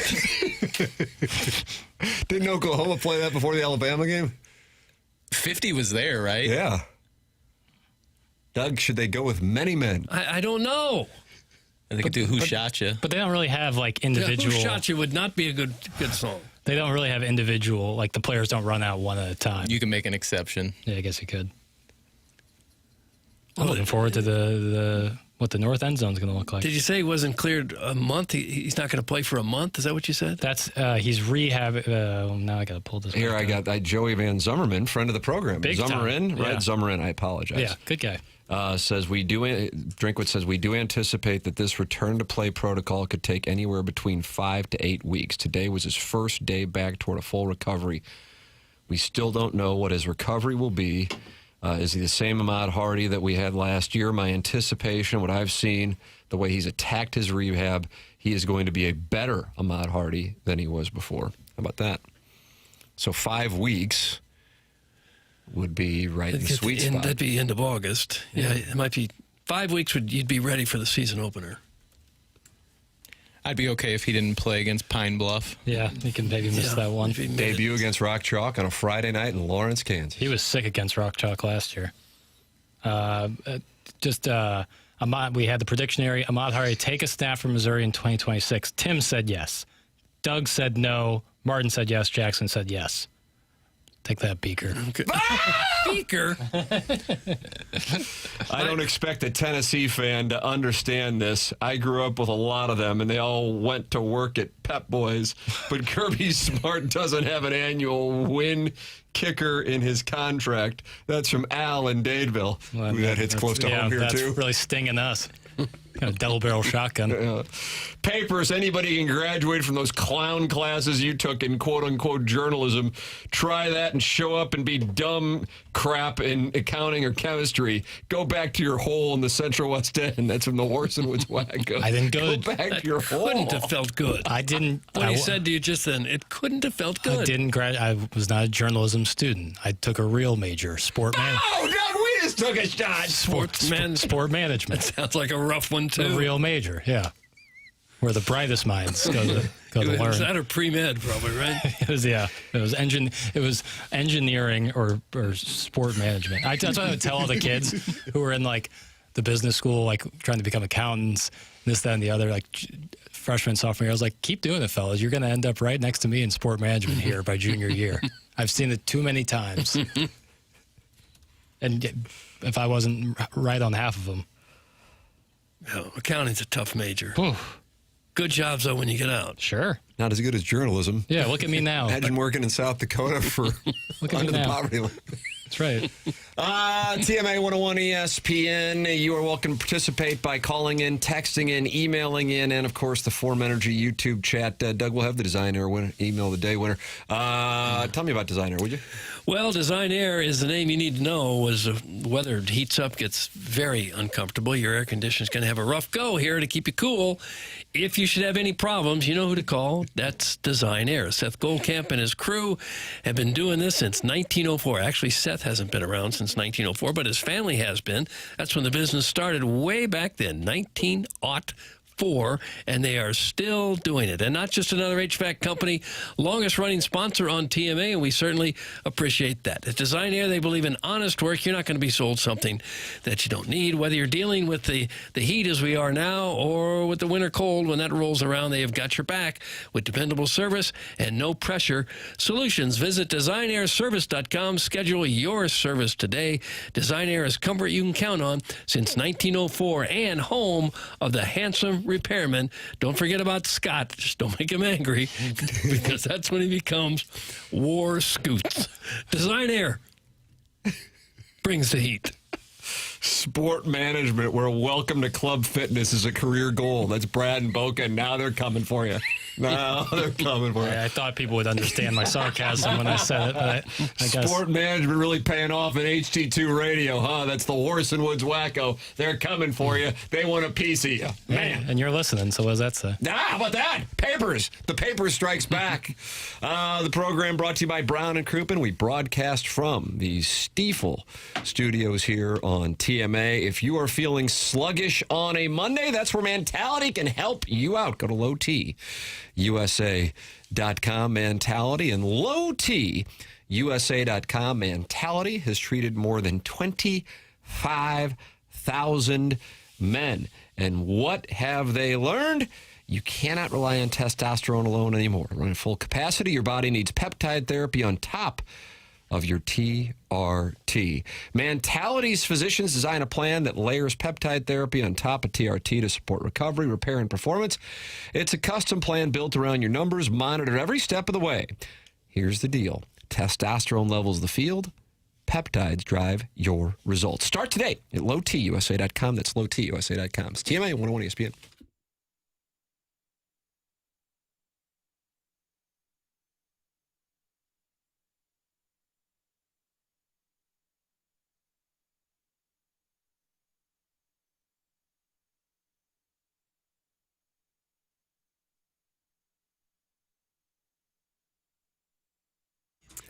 It's true, good things come to those who wait. At Stifel, great things come from knowing when to act.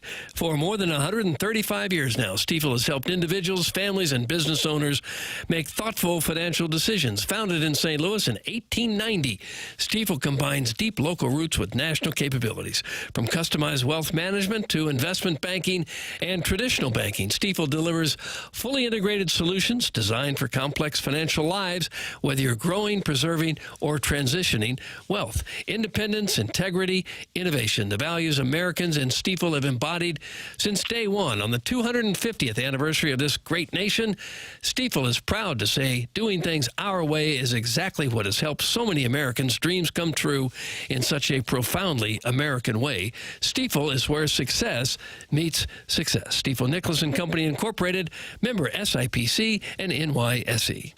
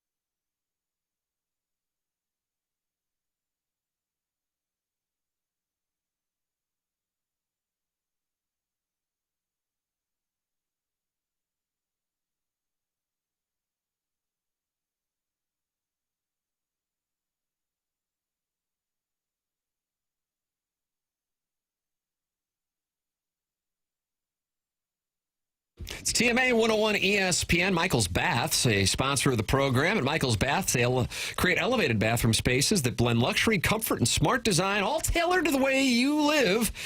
With 30 years of experience, all 5-star reviews, and A-plus rating with the Better Business Bureau and VA recommended, Michael's Baths delivers craftsmanship you can trust without gimmicks or high-pressure sales. This is not a temporary fix or a quick cover-up.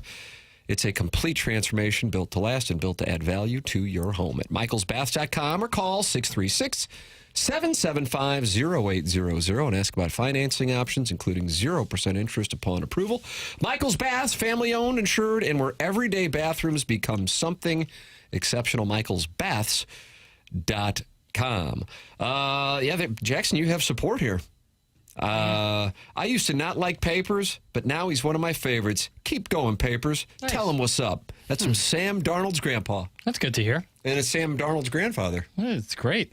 Super Bowl champion, Sam That's Darnold. Right. And Jackson's buddy bet on a 5-team parlay. Doug, he had the Seahawks to win the Super Bowl. Mm-hmm. He had Indiana to win the national championship. Michigan to win the college basketball.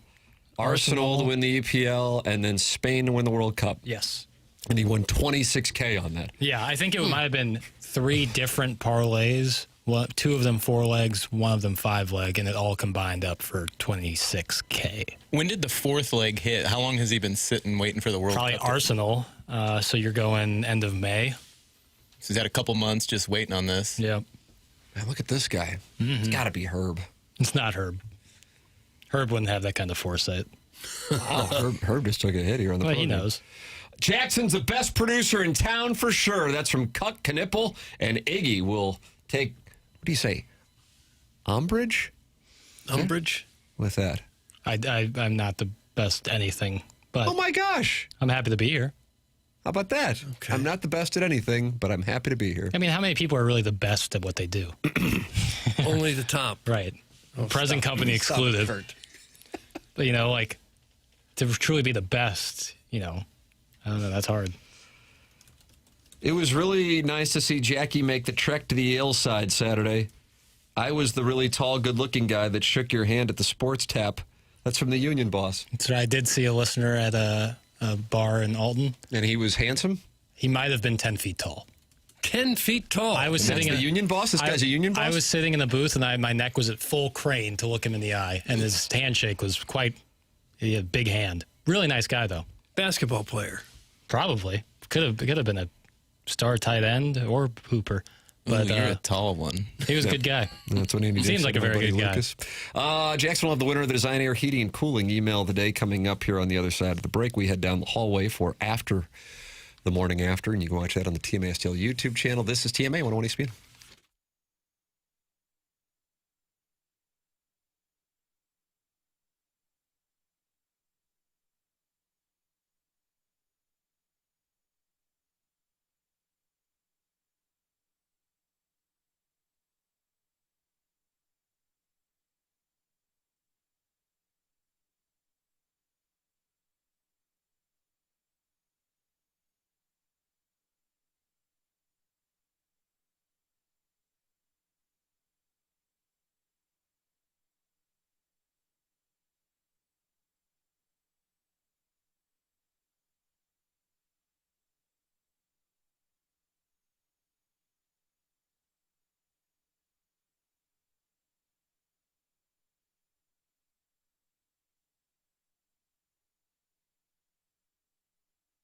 Go to VIP Auto Accessories with Tommy Sabulka and Brian Grigg. They take care of everything. They're really a one-stop shop. VIP Auto Accessories makes single-source automotive solutions for your business a reality. And this includes the upfits, the graphics, and the ongoing maintenance. Go to VIPAutoAccessories.com.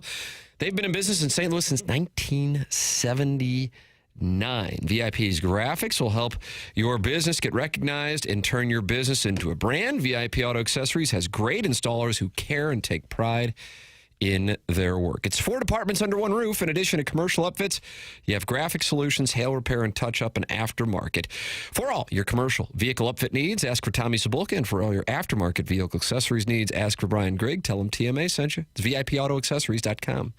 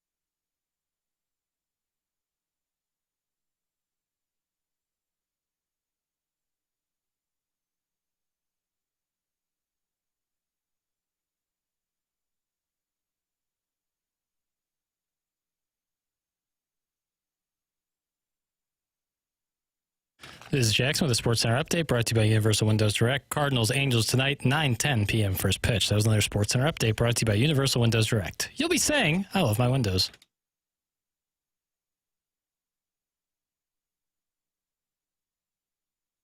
Jackson is the winner of the Design Air Heating and Cooling email today. What do we got? Jackson Soy Boy. Congratulations to Jackson Soy Boy. We got to go. Bye.